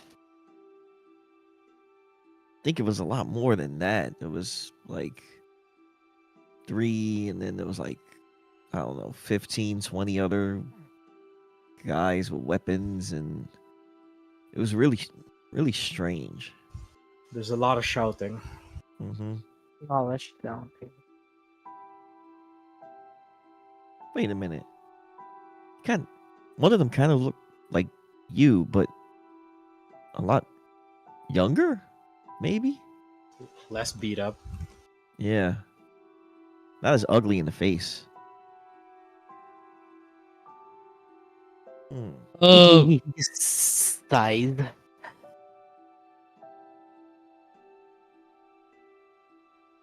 Magrius and Pina. Both of you give me a perception check.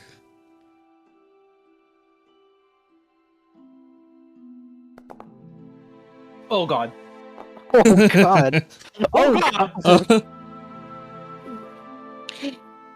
Oh god. well, he's an old Amalja. What else to say? He got wrinkles. He got wrinkles. He's like, oh, the husband's like, I'm gonna regret this, but he starts calling Toa over. Toa.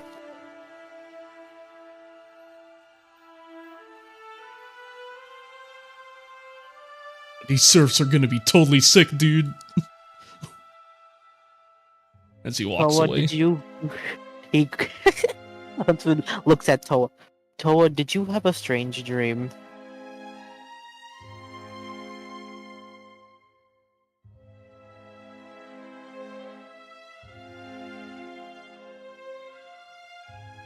All right. We don't hear you, RV. Whoops. Oh, I guess so. Is it- What did you see in this dream?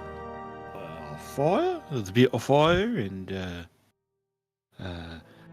couple of lizard peoples and mention of Ifrit, which, if correct me if I'm wrong, is kind of like my god, except weaker. So I got a little excited about over that because fighting Ifrit sounds pretty fucking cool. Why? What do you ask? Look at me really well and see if something reminds you of that dream. He's going to stare at him without blinking. Oh, give me a perception check. Perception. You know how like pigeons like Oh stare at my you? god. Oh Why god. can I roll that earlier? Already wasted a crit on not punching the guy. He's his tired demeanor is like, it's an old ass Amalja, but like in the corner of your eye you notice like one of his palms and there's visible like giant scarring in both palms.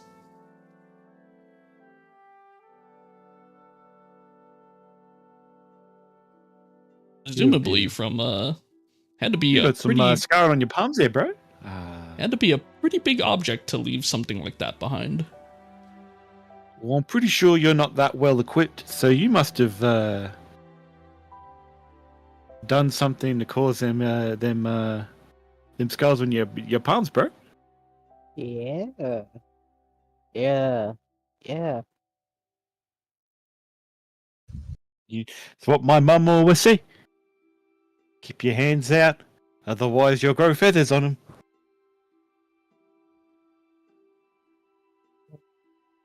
I don't have feathers. Everyone Toa. Toa has feathers on his hands. He looks at his hands, but I was never really good at listening to mum either. The huntsman goes. He sighs and he goes, "Your dream, all of you. Did you have the same dream? I'm assuming so. Then Oh, I don't know, bro. That'd be a bit weird. fire, more than one head, a lot of lizardmen. Sounds about right." Sounds like it, yeah. I'd appreciate That- it if you guys could keep your dreams out of my head. Well, it wasn't a dream. That was my past. What? leave it, bro. So to me, it's a dream. That was years ago. Like, years ago. Like, before the Warrior of Light. Before the Garlean Empire. Before we knew Tural was a country. Or Tural existed. Like 25 years before 1.0. Winky wink.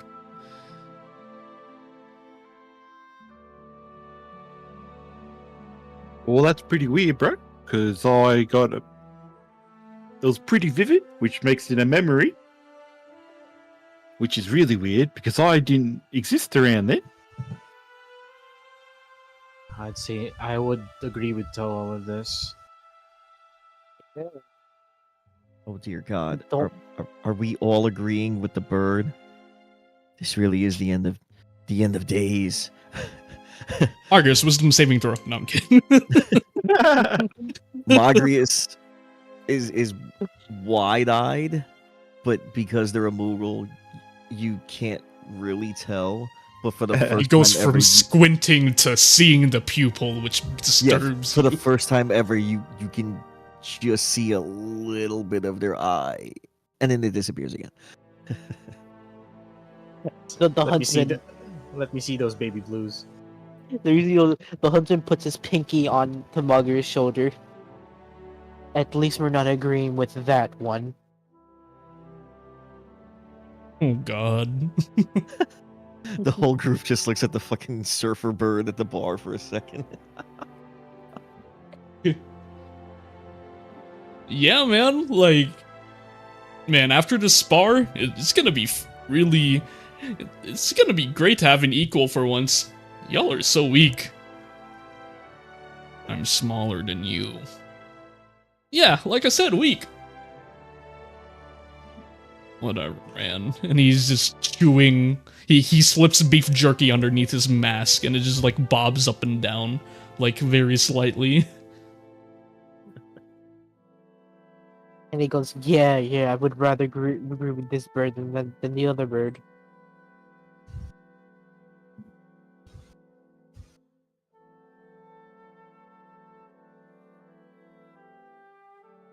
So, But- we all had the same dream, vision, whatever the case is, but why? Huh. That, my Moogle friend, is the million gill question. Did you have that dream last night too, Mr. Huntsman? Yes, that was my a nightmare for me, a dream for all of you, but don't know why you all saw it.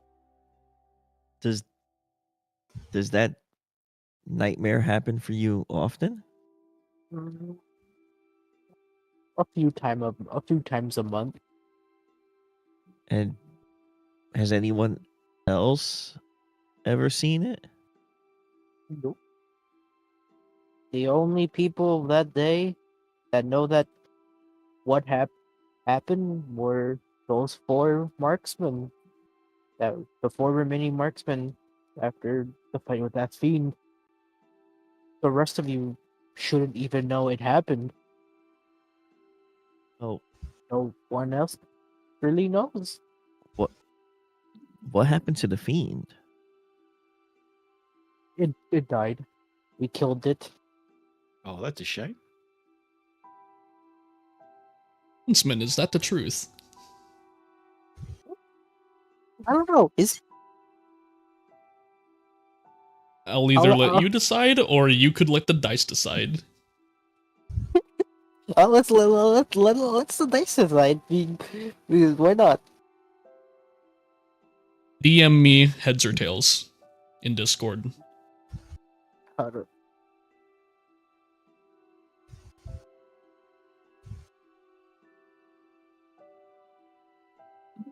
Alright, so One is heads, two is tails.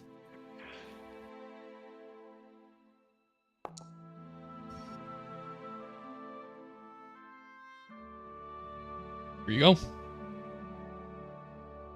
look at your DM.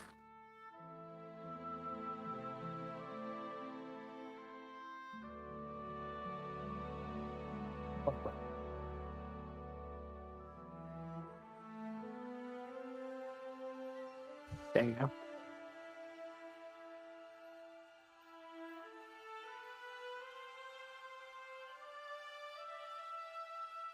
Give me 1 second.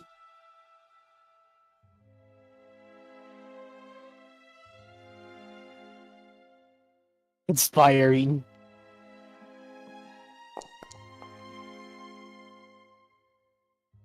Hmm.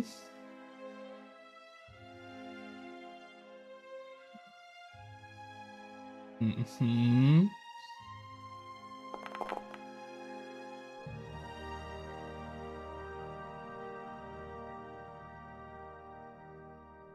Hmm. Agrias, you suspect there's a little more to it than just that. Hmm.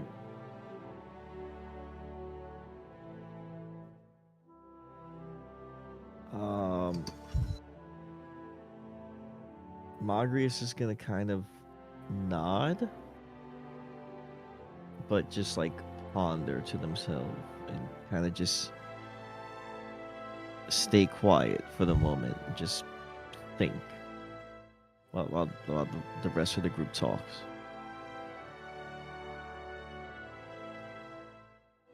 It's weird. It's weird because it's like as if we were there. Fire felt real.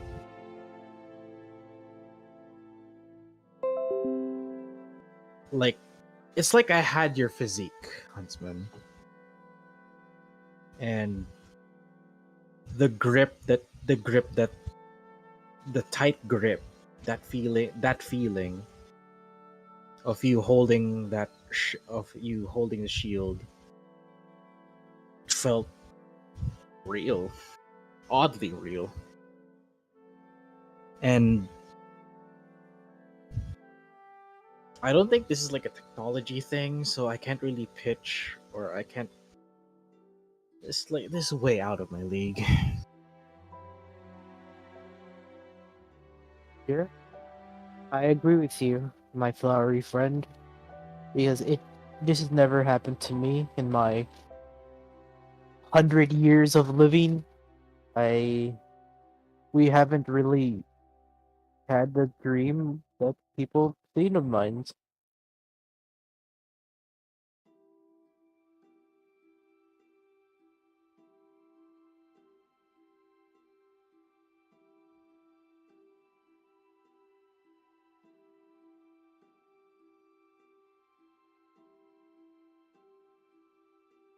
Well, I think let's, have a quiet, hopefully quiet, and just looks at the colorful bird on the distance. Hopefully quiet breakfast.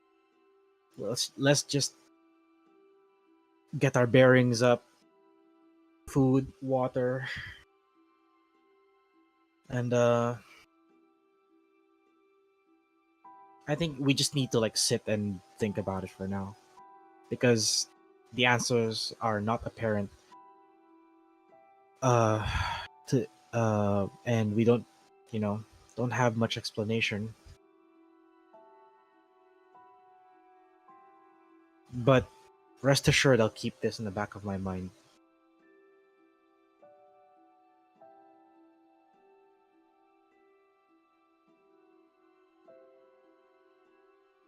As the four of you continue to try and make heads or tails of what the hell that was last night, you begin to hear a set of footsteps approach you.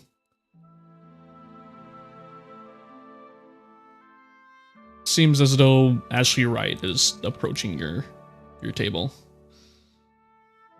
Ah, good. You're all awake. I trust the morning finds you well. The hunter just looks at the colorful bird. Peachy. Just peachy. Yeah, I was worried that's how you would react. Unfortunately, that's how the cards fell.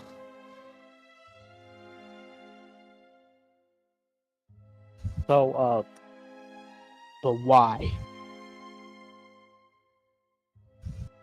Well, in truth, that letter I sent to you that asked you to come to Limsa, I actually sent that to around, I want to say 30 different communities throughout the star. And well, you four just happened to be the first ones to arrive. I expect more to come eventually, but like I said, the four of you were going to be the example of how this program would go, having a bunch of tribesmen from all over the world come and try their hand at being adventurers. And well, I happen to be able to send my letter across the sea, and while they don't have the former history of being labeled as beast tribes, they're certainly a lot different from mankind. And well, they actually have established adventurers there, much more ahead of us. I was hoping to get some Tuliolans to maybe get some guidance, I suppose. So forgive me. You're confusing my question. He points at the bird. But why?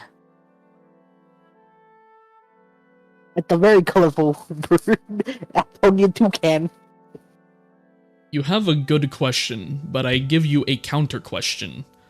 He points at Toa. Why? Why? He points at you. You invited him. It was an open invite, and like it or not, he has a reputation of being strong. And Yeah. I'm gonna see where that leads it. You know, And so do you, he points at Toa. You also had a great reputation of being strong. Yes. so, You know that saying, beggars can't be choosers? Around a month ago, I was begging.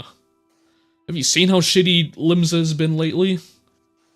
A giant octopus, and in one night, a monster slaughters the whole village. Yeah, we need help. I'm not even gonna sugarcoat it. We need help. so, how do you feel about a friendly sparring match between both of the birds?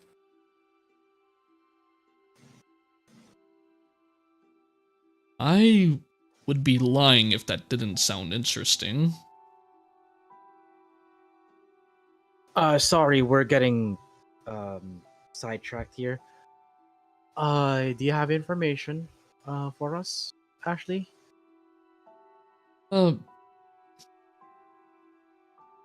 Yes.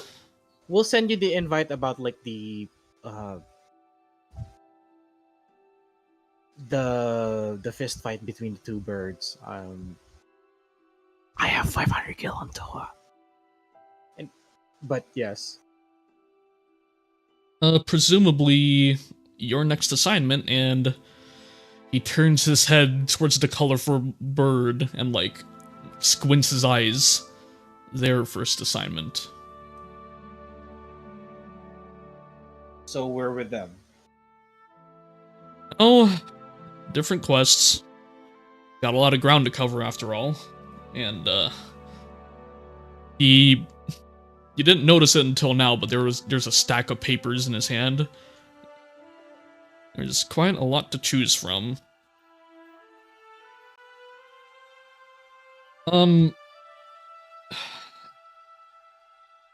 Go ahead and finish your meal. I'll return within maybe,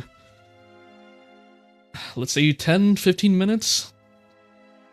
Finish your meal, have them do their bout or whatever. And I'll be back. And I got some decisions to make. Or choices, choices. He was about to speak, but he just settled on choices. As long as you lay the cards on the table, we'll see what we can do. It might just be cards on the table, alright. And he's gonna wander out of the drowning wench. And he's gonna call out to a... Hey you, Tanner, was it? He's like, Aluda. I never met you, man. You look spiffy. What's up? Gather your party. I'll have my first meeting with you all within, 10 minutes, 15 minutes. Yeah, just gather everyone up. Alright, dope. And then he goes back to bothering Barty. Adventurers. What does dope mean?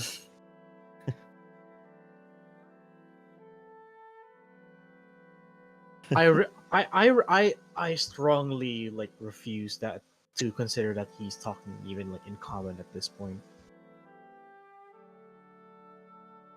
Is this a generational thing? I look at Toa. Toa, do you say this word dope? Oh, I don't think I have, bro. But you say bro like he says bro. Well, like it's probably a universal word. But knowing him, he's kind of probably appropriated it from my tribe.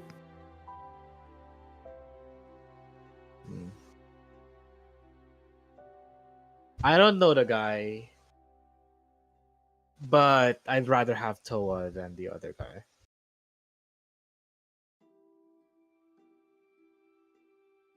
I like Toa. Yes. Speaking of Toa, Toa has to go to the blacksmith.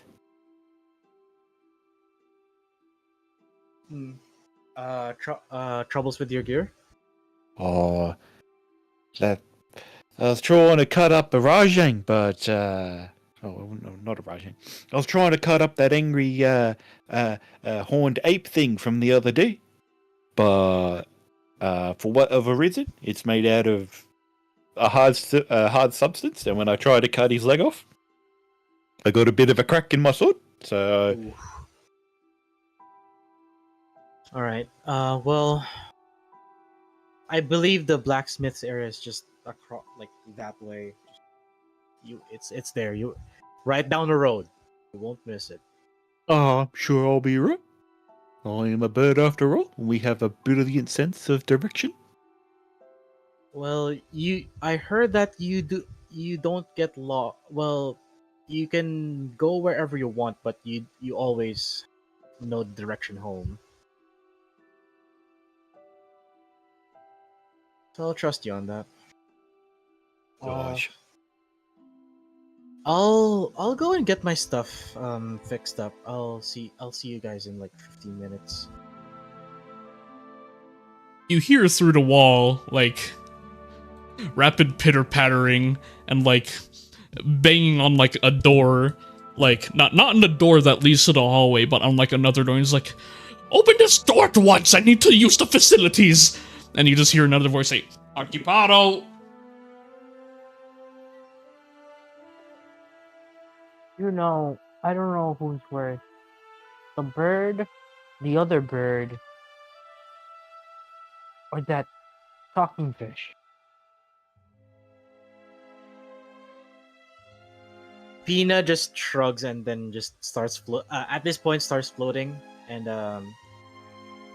just grabs his things.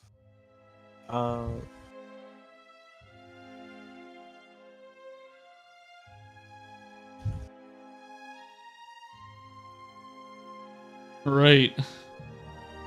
As the, as Pina goes to get his gear, and Toa goes to make a visit with the blacksmith, what do you, is there anything else the two of you would like to do?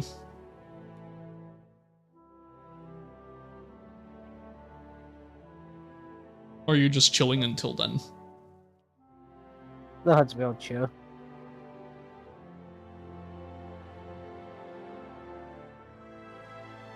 Yeah.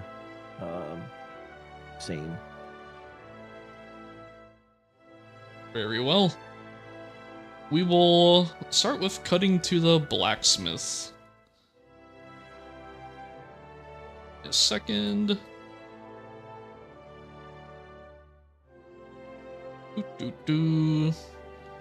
Fucking birds. Doo doo doo doo. Doo doo doo doo doo.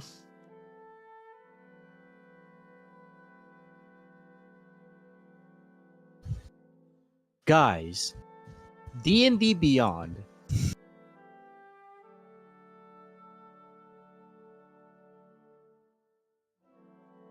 About D&D Beyond.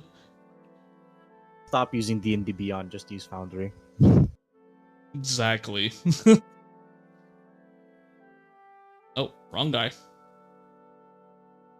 It's a bird. The bird is the word. Alright, Toa. You wandered into the blacksmith's guild and everyone looks busy. What do you do?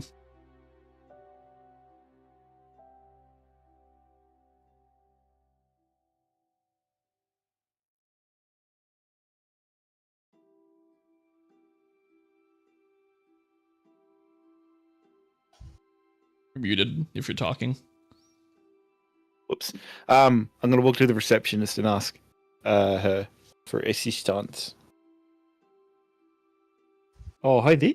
I'm looking for blacksmith so I can fix my sword. Oh, okay. Oh, are you Toa by any chance? I sure am. Your commission is ready. What now? As well. what now? Yeah, that chest plate. You gave us a lot of gil and a lot of material.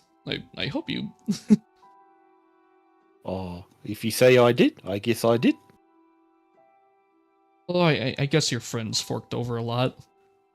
The Moogle refused to give the platinum ore. I'm not sure why. Would have worked really well. That's a bit weird considering all the money we make is because of me anyway. Okay. It'll just be a second. She points at like the anvil over here. Just wait over there. He'll be with you in a moment.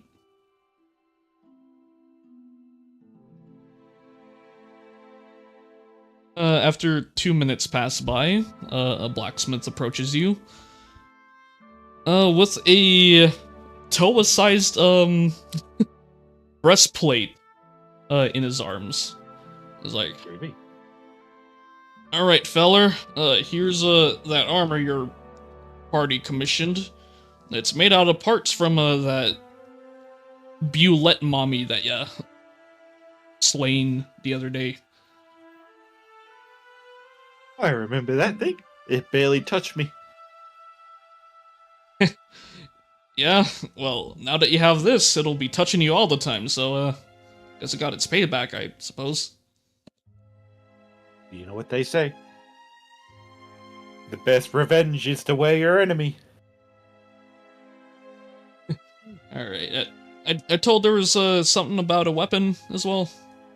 Oh, yeah, look, me sword's got a bit of a crack in it, eh? Oh, just wondering if you could give it a little, what's the word? Sure. Polish.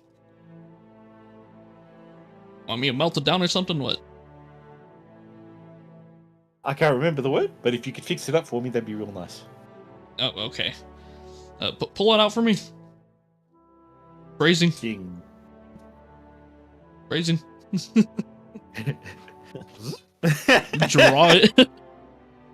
Draw it for me.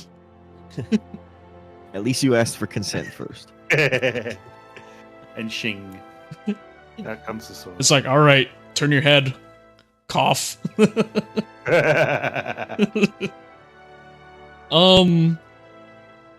Here's a weird thing, Toa. As you pull out your sword, and you very much remember there being a crack. There isn't a crack in the sword.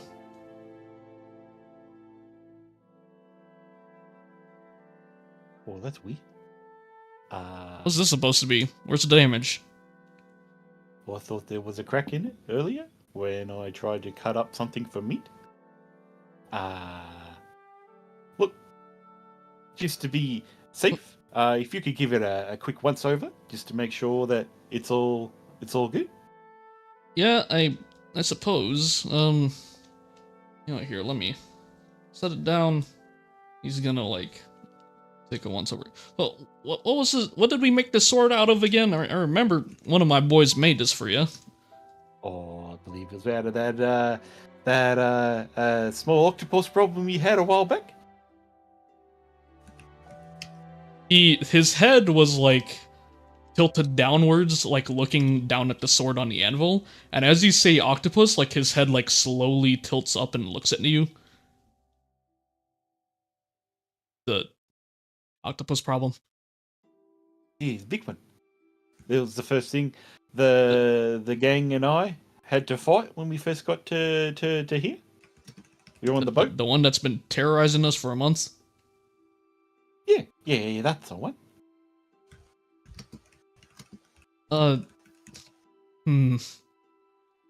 What parts did we make this out of again?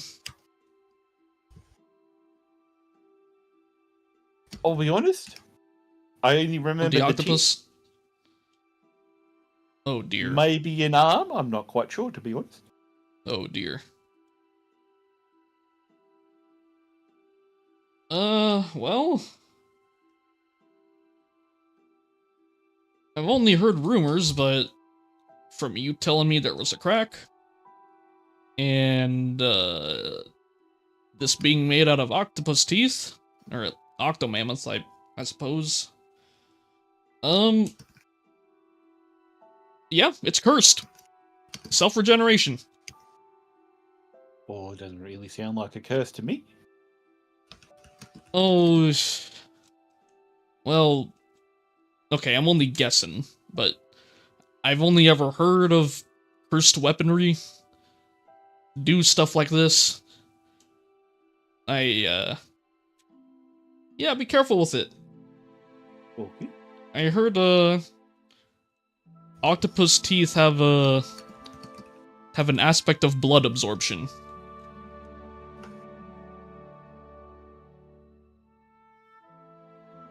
Yeah, just be careful with it. Fair enough.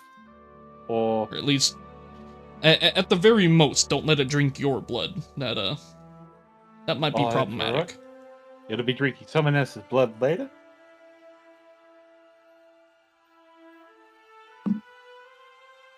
Okay, before you go, why don't you try on that breastplate for me? Okay. The Bulet If I Matriarch. remember correctly, my outfit for Toa was basically Japanese delinquent. Yep. So he takes off the jacket and puts on the breastplate and then puts the jacket back on. As you put on the breastplate, it,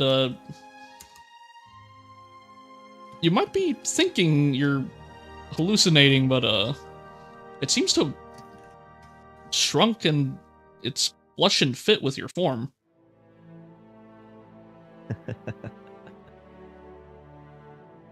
Oh, it's a bit snug, eh? Yeah, that was a little expected. I think it's gotta be since, the Bulet's gotta tunnel through the ground as much. Speaking of tunneling through grounds, there's some real interesting properties of that armor. How about you close your eyes for me? Okay.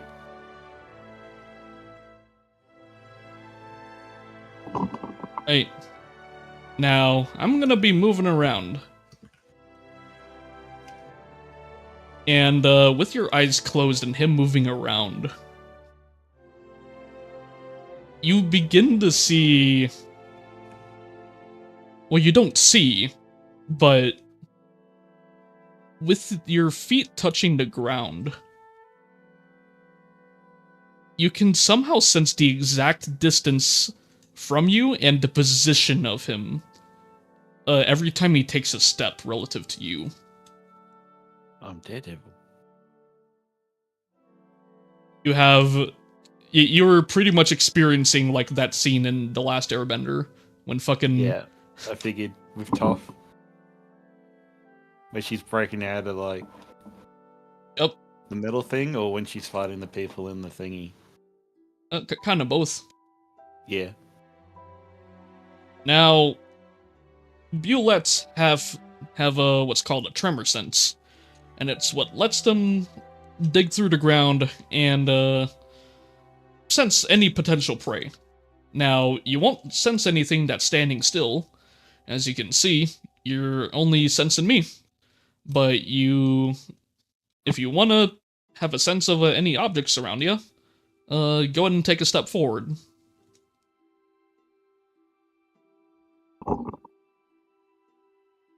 Is that forward or is this forward? With echolocation, you are essentially sensing the items around you with every like step you take. It's like you like take a fucking like snapshot, and then like the snapshot fades. But every time you take a step, you can like see everything in the ground. Echolocation. So you can do this. He looks at a piece of paper. 3 times a day. So use it whenever you need it. Don't just use it all the time, otherwise you won't be around when you really, really need it. Oh, fair enough. Another thing is, you can also tunnel through the ground just like them. The only note is you can't really do it through man-made terrain, like concrete or stone or metal. It's gonna have to be natural terrain, like dirt, untouched stone. And if you ever run into ore by accident, by some freak of nature luck, yeah, it's gonna be like stubbing your toes, so watch out for that. Oh, and one more thing, he quick draws a gun and like shoots you in the chest, and then the bullet ricochets off. Every once in a while, you're able to deflect projectiles with that. So, make it count. Oh, And then like another worker in the fucking guild is like complains like, "Man, what the fucking warn us when you're shooting your gun, god damn it."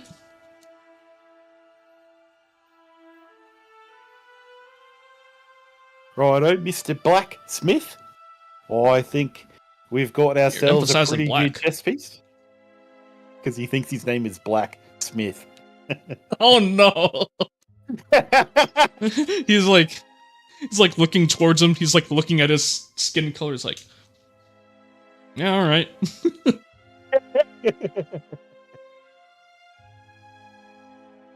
Yeah, Black is his first name.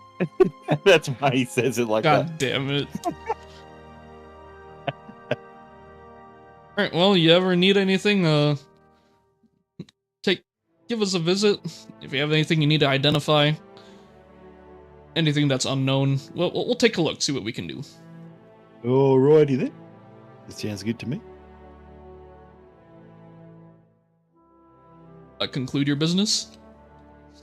I think a business has been concluded. Alrighty.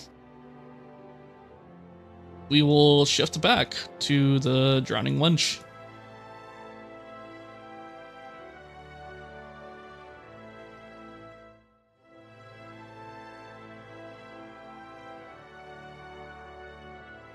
Alright, Pina. As you begin to gather your things, you hear an electronic noise from your equipment. Diagnostics complete. Schematics available.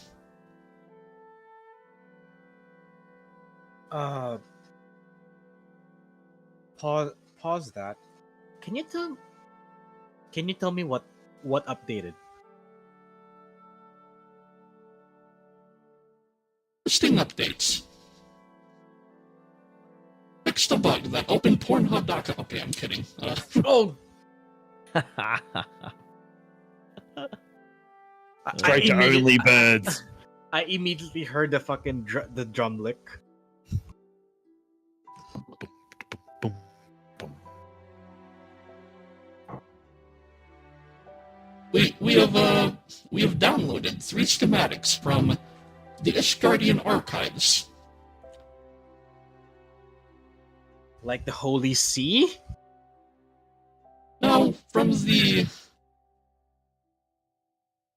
Huh. There doesn't seem to be a signature. It only says Ishgard. Would you like to see the schematics? Sure, I'll take a look. Okay, above board. You now have your chosen machinist inventions. You have the Aether Detector, which is basically detect magic. You have the flash bulb. And I forget what your third one is. Camera. You have the Picto Box. So you can make a fucking camera.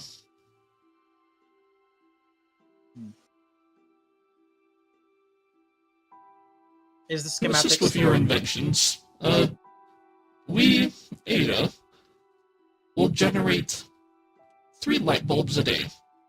Or 3 batteries per day. Oh yeah, you have a power source, huh? Forgot. Alternative. These external batteries will replenish approximately at dawn. After we calibrate your energy usage, we estimate we will eventually reach the capacity of 6 batteries per day. Some tests will need to be run. Queue up the schematic for the picture box. I'll work on that at the end of the day.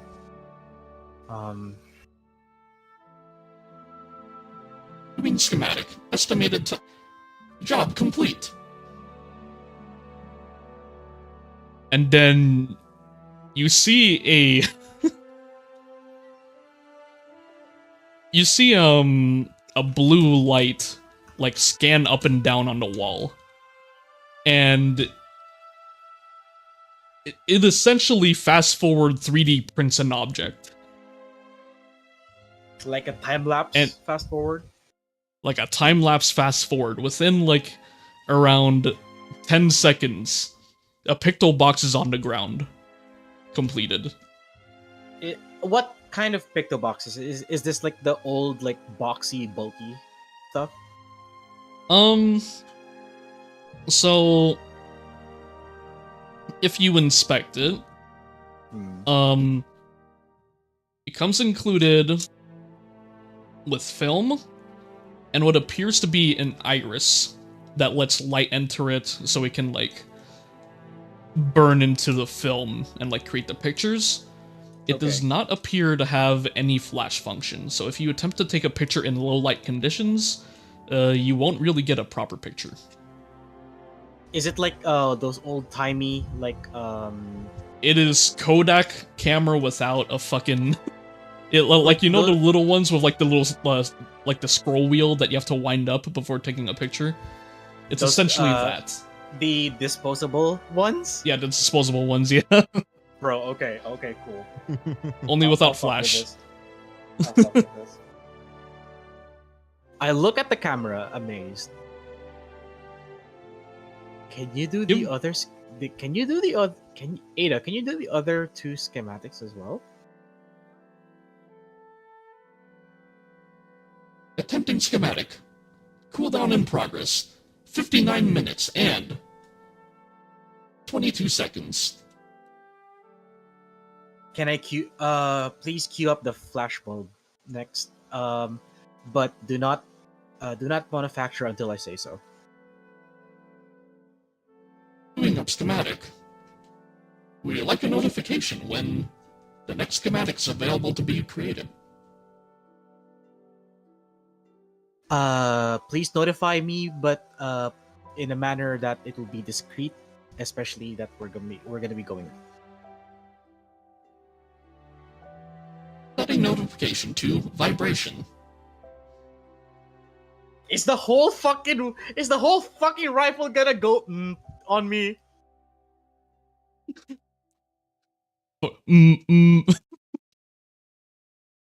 God damn it. Okay. Well, this is okay. For now, stand by. I will we will talk a lot once we have time. Entering standby mode.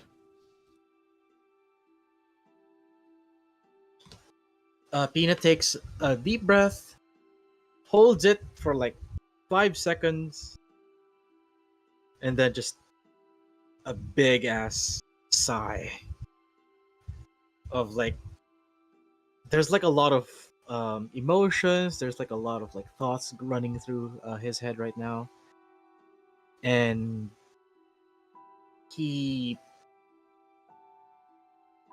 I have Tinker's tools, right? Do I have Tinker's You tools? do have Tinker's tools, yes. My internet died, so I'm like booted out of the client, so I'm just loading back in again. Okay. Can I fashion like a quick like strap for this like Kodak camera, for this small camera? Yeah. With your current intelligence, you can do it no problem. No check required. Okay. So I'll just have it on my theoretical leafy hip for now. Get myself Deduct 5 gil for imaginary materials that you presumably bought before and used up. Okay.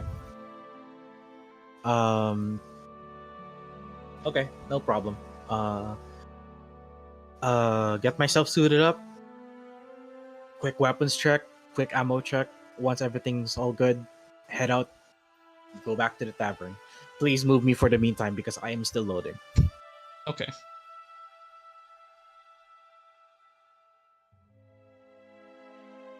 Wait, so it's not a Polaroid, right? It's just a Kodak. Oh, it's a Kodak. Okay, I have to fucking develop the film. Okay.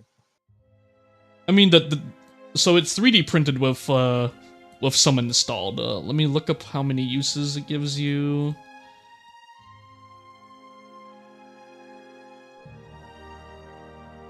Enough film for 10 uses. Okay. I haven't held one of those Kodak disposable cameras in not since like the mid 2000s. Bro, the last time I've held those was 1999, dude. It's an ancient fucking relic.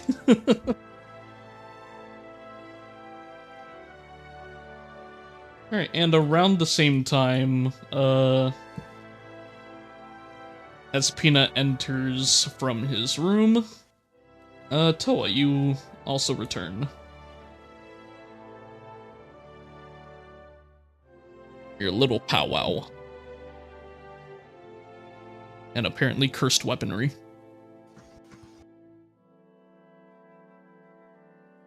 I don't know if Arve's AFK or not. Whoops.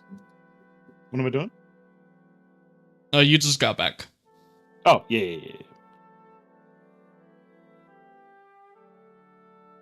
Oh, yeah. What's going on, bro?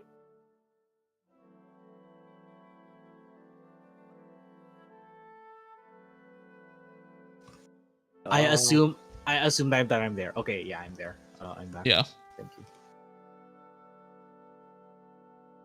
You got your stuff fixed, Toa? Oh, yeah, I got all my stuff. I like pump my chest out just to make it obvious that there's a new chest plate there. Oh, you got new protection? Oh, you know what they say? When you're rolling around, you should always wear protection. hate them. I hate them. You are correct. So, well, I hope it didn't cost you a lot, but good to hear. Good to hear you're. Well, I didn't ready. pay anything when I picked it up, but apparently we paid it off. But I don't remember, to be honest. Do do I remember anything that did I queue something up on the blacksmith's area? So at the festival, you ran into the blacksmith, and he was presenting like all the blueprints, and you all decide, you know what, fuck it, let's get this breastplate out of the way, or let's put some of this Bulette like materials out of the way, and you made a $10,000 or 10,000 gil fucking breastplate out of the Bulette materials. Okay. Just the breastplate, nothing else. Yeah, just the breastplate. It was a little pricey, but Toa's AC is now is now 19. Oh, I thought we're talking about like 22, like BG3 levels of dumb. Man, we're if I give that to you at level 6, what the fuck? I'm a really kind DM if I do that shit. Oh, I at least almost killed the fucking Mogrius and Huntsman before letting you guys carve it. There you go. Unequipped chainmail. So clearly, surely I can't wear chainmail at the same time. So unequip that. He appears to have a skin tight thing underneath his jacket. Is how many things can you attune to? 3. 3. Okay. So how do I attune to this? Oh, here, I'll set it for you. Okay. Attunement. Attuned. You are now at 2 attunements out of 3. Yep. I'll drag this into your little doll thingy. Okay, and as you all gather, or begin to gather at the table, Ashley Riot walks back into the tavern. Fucking... What? Alright, looks like you're all... Did they not move from the bar? Hey! And, like, Barty, like, turns around. Go get your friends! I was like, ah, shit. And, if you look at the bar, it looks like, a mug got left behind. You don't know what was in it, but it's shaped exactly what it looks like. Mug? Beer mug. Oh, beer mug. Oh. Stein. I think that's a proper term. If you said beer Stein, we Yeah. only heard Stein. Nah. Yeah, so I was like, hey, look, he left a cup there that looks exactly like a cup.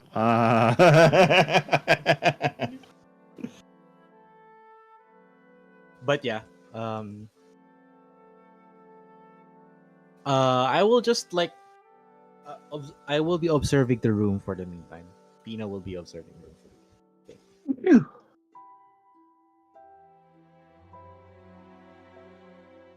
Alright, while they're figuring their shit out, you guys look behind you as, like, the 3 of them, like, file out of the door, and they're already bickering between, like,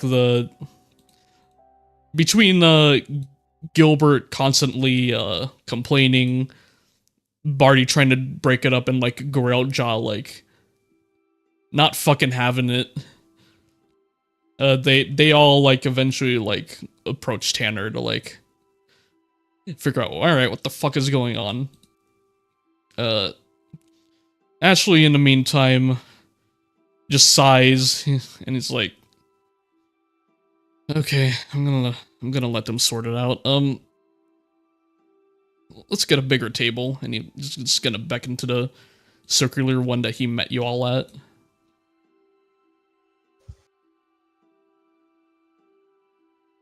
You can hold down shift after you click to precisely place. Oh, okay. Or after you hold down and click, yeah.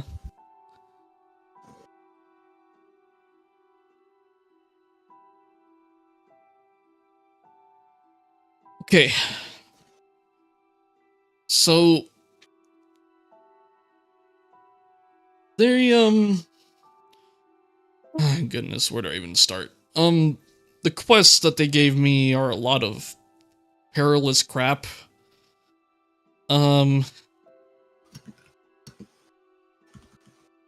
kind of hesitate to assign this because it looks like certain death, even more so than the Octomammoth was for everyone else. How do I put this? Around 10 years ago, we had an outpost on an island, a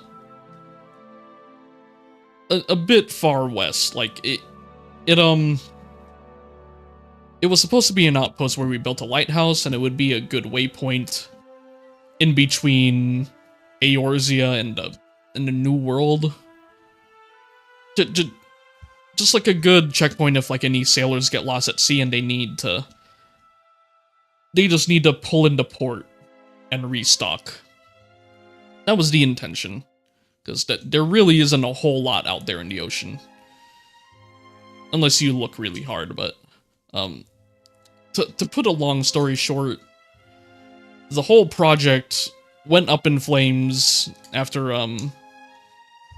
there's apparently some domestic monsters there, and one thing led to another. People started disappearing, a lot of blood splatters, a lot of murders, and people got spooked enough that the whole island, with a population of at least 300 people, got completely abandoned. That was 10 years ago. The people were so spooked by it, that being citizens, dock workers, high-ranking captains of the Maelstrom, and the, at the time, acting admiral for our port of Limsa, they made an agreement and deal with Sharlayan to keep the island uncharted on all maps, and to place a high-grade illusion over the island that would not only keep it hidden, but if anyone were to accidentally wander in its direction, they would suddenly feel very uneasy and begin to want to sail around this area and, like, make a detour towards their destination. Jeez. Now, from reports, we had crews with very high clearance make routine checks about once a month to make sure that the illusion was still up, and this went on ever since, like, we abandoned it 10 years ago. The bad news is, around a month ago, the whole enchantment went down. And there is no report as to what caused it. There's no idea of, like, no guesses of what it might be. And everyone in general is too nervous to make the expedition over. This, unlike your previous endeavors, won't be like a single day thing. This might take up to a week. Maybe even more. I'm really not sure, because the danger levels that this is marked with is absolutely maxed out. and the Admiral's pushing for someone to deal with it. And she's giving us around, like, maybe 4 months, or maybe like, anywhere between, like, 3 weeks to 2 months in order to get it done, essentially. Now, I don't want to throw anyone into a death trap, so here's what my plan is. He flips over that paper to, like, have it hidden, or so that it's not showing. We're gonna do everything else. Kind of have you prepared. If at some point you feel up to the task, we can dip our toes into it. And if it turns out to be, well, this shit is really, really bad, we can pull out. But I'm very, very hesitant on trying to send someone out. And unfortunately, with her frequent company being the Warrior of Light, she seems to have a very skewed perception of how strong your regular adventure really is. And I'm not going to be responsible for all of you dying. So, here's something else. He's gonna flip over another paper. So there's another, second.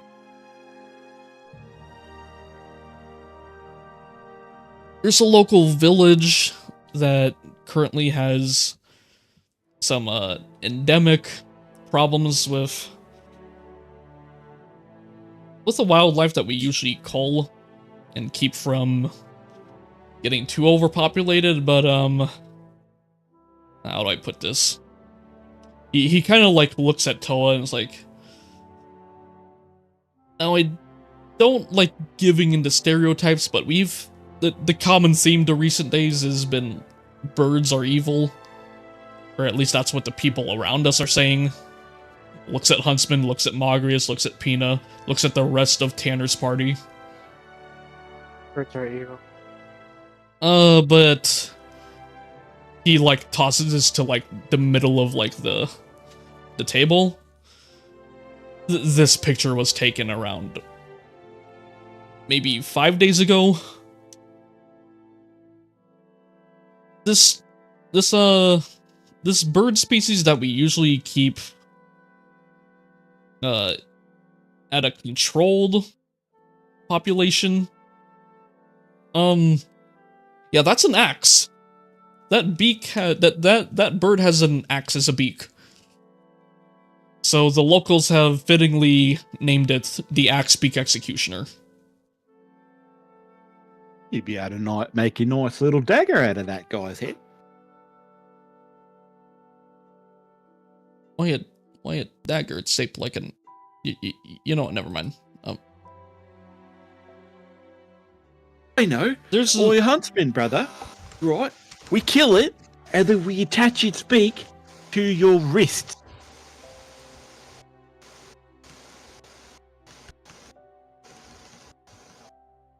Gonna make an axe fist? It's not a terrible idea.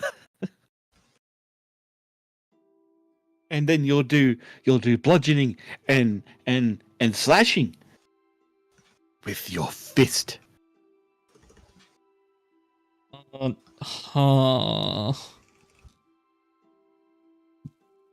here's what notes we've made of the species over the years. Now, I've never seen an Axebeak variant of this thing. Or maybe we've just killed them early enough that they never, like, developed to getting that big. Okay, how do I put this? So this species of bird, they have very huge skulls and powerful necks that, at least in one-on-one combat, make them pretty deadly, but in with a controlled party, even against a herd, they're not like too problematic. We have few witness reports of the bigger one. It seems to be extremely aggressive. Like, it doesn't hold back when it comes to chasing down someone who has earned its vengeance, I suppose. If something angers it, it seems to memorize its how it looks like and the scent and everything of it. Especially if it witnesses you killing any of its young. If there was one instance where a hunter party killed a whole nest of them without the mother in sight. They returned home, and when it came morning, the rest of the village witnessed the whole house of hunters completely butchered. The walls are torn down, and there's just limbs and guts spewed everywhere. So it's a very, not a pretty sight. It seems the Axpeak variant,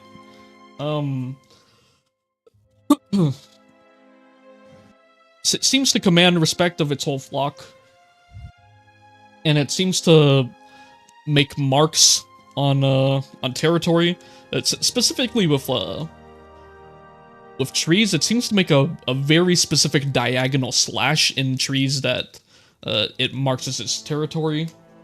And from reports, it seems that these marks are anywhere within I want to say, like a 10-mom radius of where its nest would be.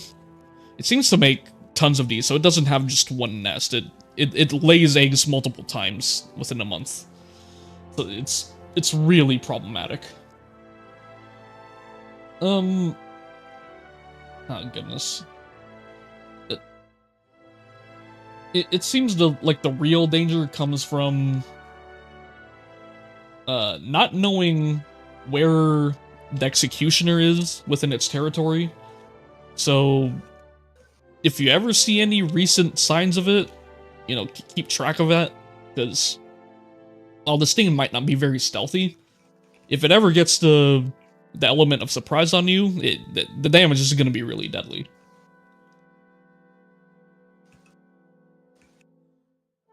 And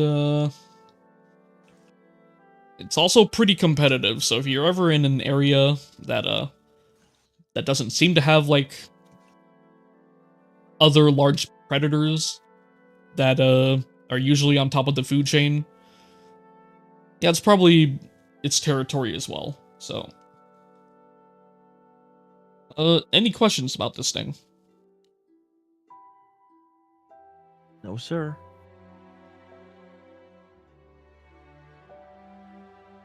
Do you have like a written report of like the information about this Axpeak thing? Yeah, I can scrounge something together for you. Yeah, like maybe like a makeshift dossier or something. Yeah, I can do that for sure.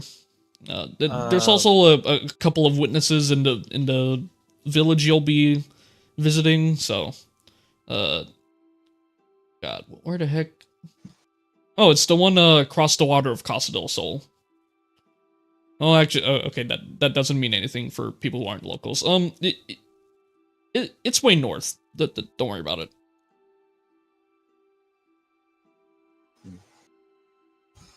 Any deadlines for this? Not in particular. I mean, obviously, you don't want to spend too much time to the point where it slaughters another village. I really don't want another one of that again. But ideally, before it kills too many people. Geez, that's very vague. Wow, I am horrible at this. So damage control. Yeah, damage control primarily.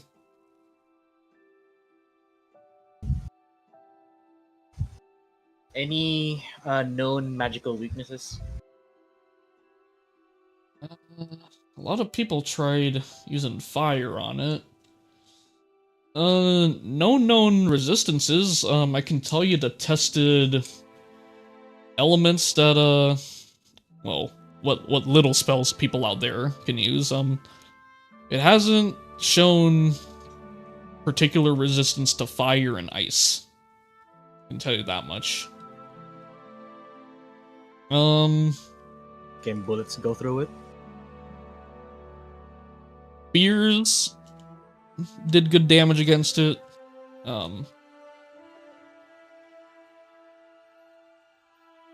It didn't, Sorry. A much more important question.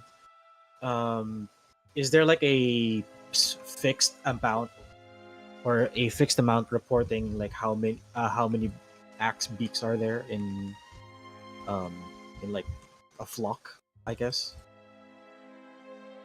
I want to say... Ah, goodness. Well, there's an average. It varies quite a bit. Any nest can hold around, I want to say 15 to 20. When it's roaming about within its territory, it seems to have around 10. When it's attempting to expand its territory, it seems to only go with 5. So, outside of its territory, it seems to be 5. It's gonna have more company the closer and closer you are to its nest.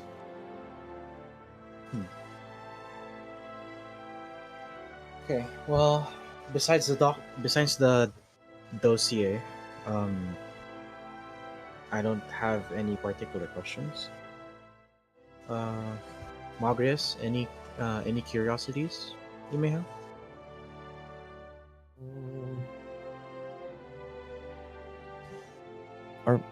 Are we expected to just find these axe beaks roaming around, or are we expected to kind of take the fight to them in their nest or breeding grounds, if you will? Well, it's a little bit of a complicated question. The people in the town themselves, they're split between the two. There's the people who want to hunt down and make them go extinct. And there's the people who just want to trap it, so to speak. Set traps around the village, let it fall into one or something. There's arguments for both, and there's arguments against both. Well, one being that, well, every hunting party that has gone out against it has seemed to had no survivors, so there's that.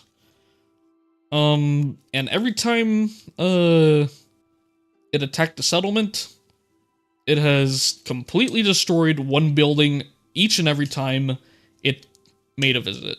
So, like I said, arguments for both sides. I'll let you all, use your judgment on which way you want to go.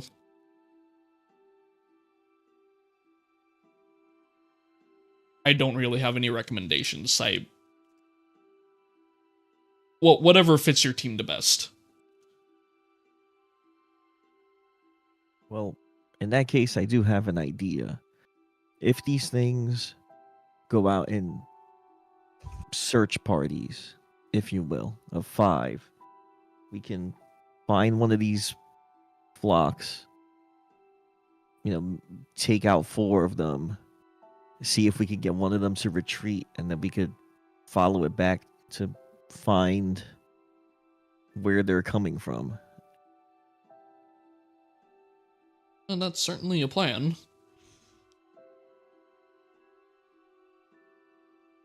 Now, I'm only really taking educated guesses because you'll see the stack that's for this particular mission. it's like 20 papers like stapled together. It's just a bunch of like witness reports. I kind of shift through what was bullshit, what was useless information, and kind of just like take the average of it all. There's a chance some of these reports might be false. So keep that in mind. Trust your eyes and your judgment. Whatever you can observe when you arrive.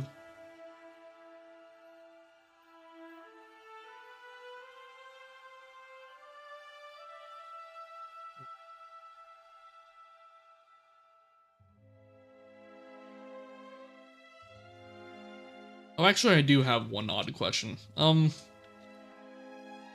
This will seem really out of nowhere. Have any of you seen Mr. Knight, Jack? Oh, I don't think I have. No. Was he supposed to be here? No. But he is here as an adventurer, and I do want to, well, put him to work, so to speak. He's kind of gonna like bring his hand in for like a whisper to like the back of like his right hand. I was honestly just gonna get him stuck with the new party, you know. Well, I got a question about old Jack. Yeah, sure. Has he finally learned how to breathe yet? I wish he unlearned how to breathe. It's the color of his skin. I think he's been holding on to his breath for too long, and he's starting to go a little purple. Oh, he was born like that. Honestly, if it didn't sound racist, I would say he's purple because he doesn't know how to stop talking. God, that guy's too much. Fair enough.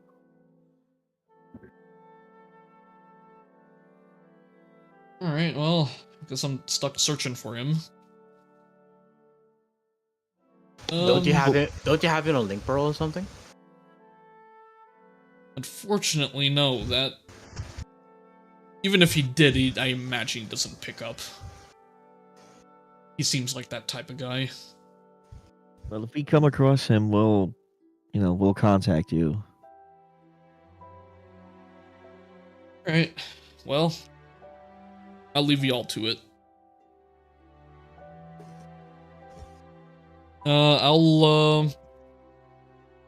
Here. He'll leave another paper down. Give this to our chocobo stables. We finally have usable chocobos. Show that to them. They'll give you a carriage and a chocobo or two to carry you all, just to make the travel not so bad. It'll I believe by saddle and carriage I want to say it'll be like half a day, maybe a whole day, depends on what you run into. If by some misfortune, it'll take you 3 days on foot. Just to let you know.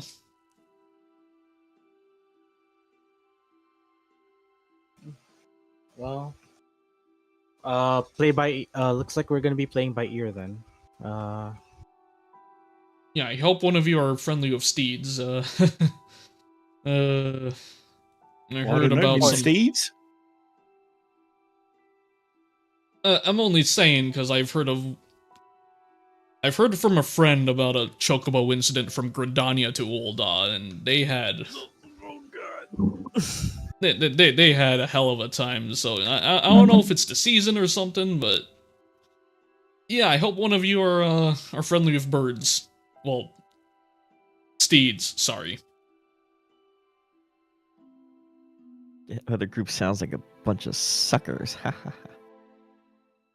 especially if I find Jack. Well, I'll, you guys have fun. I got a new set of people to work with.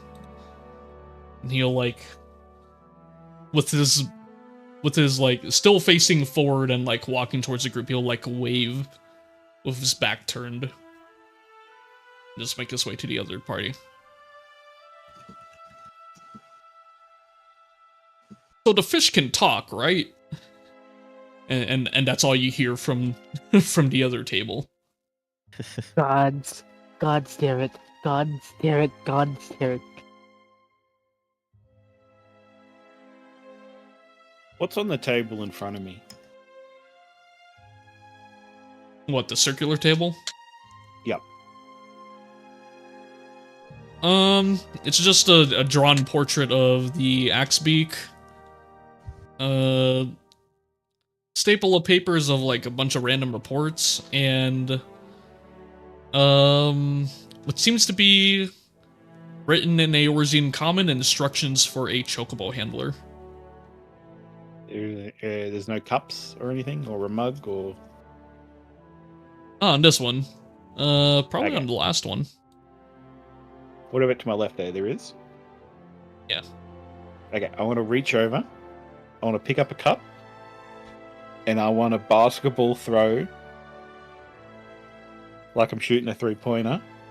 I want to chip the mug and see if I can hit Tanner. Oh my god. Just fucking Kobe Bryant fade 3-point fadeaway. Wow. That was the move that made LeBron cry. And No, that was not the the move that move, ruined bro. his legacy. Alright, just give me raw athletics. Ruben, can you check your DM record? Yeah.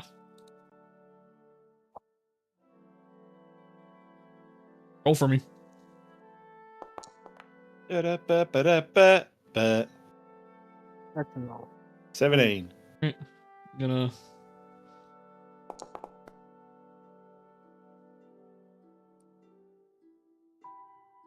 It bonks off his skull and he doesn't notice. But it ricochets and it ends up hitting Bateron. It's like, ah, who the... Hey! Hey! What the hell are you bozos doing? And I... Alright, I think that's a good place to stop. It's gonna go in slow-mo. Toa takes the mug. He goes for the three-pointer.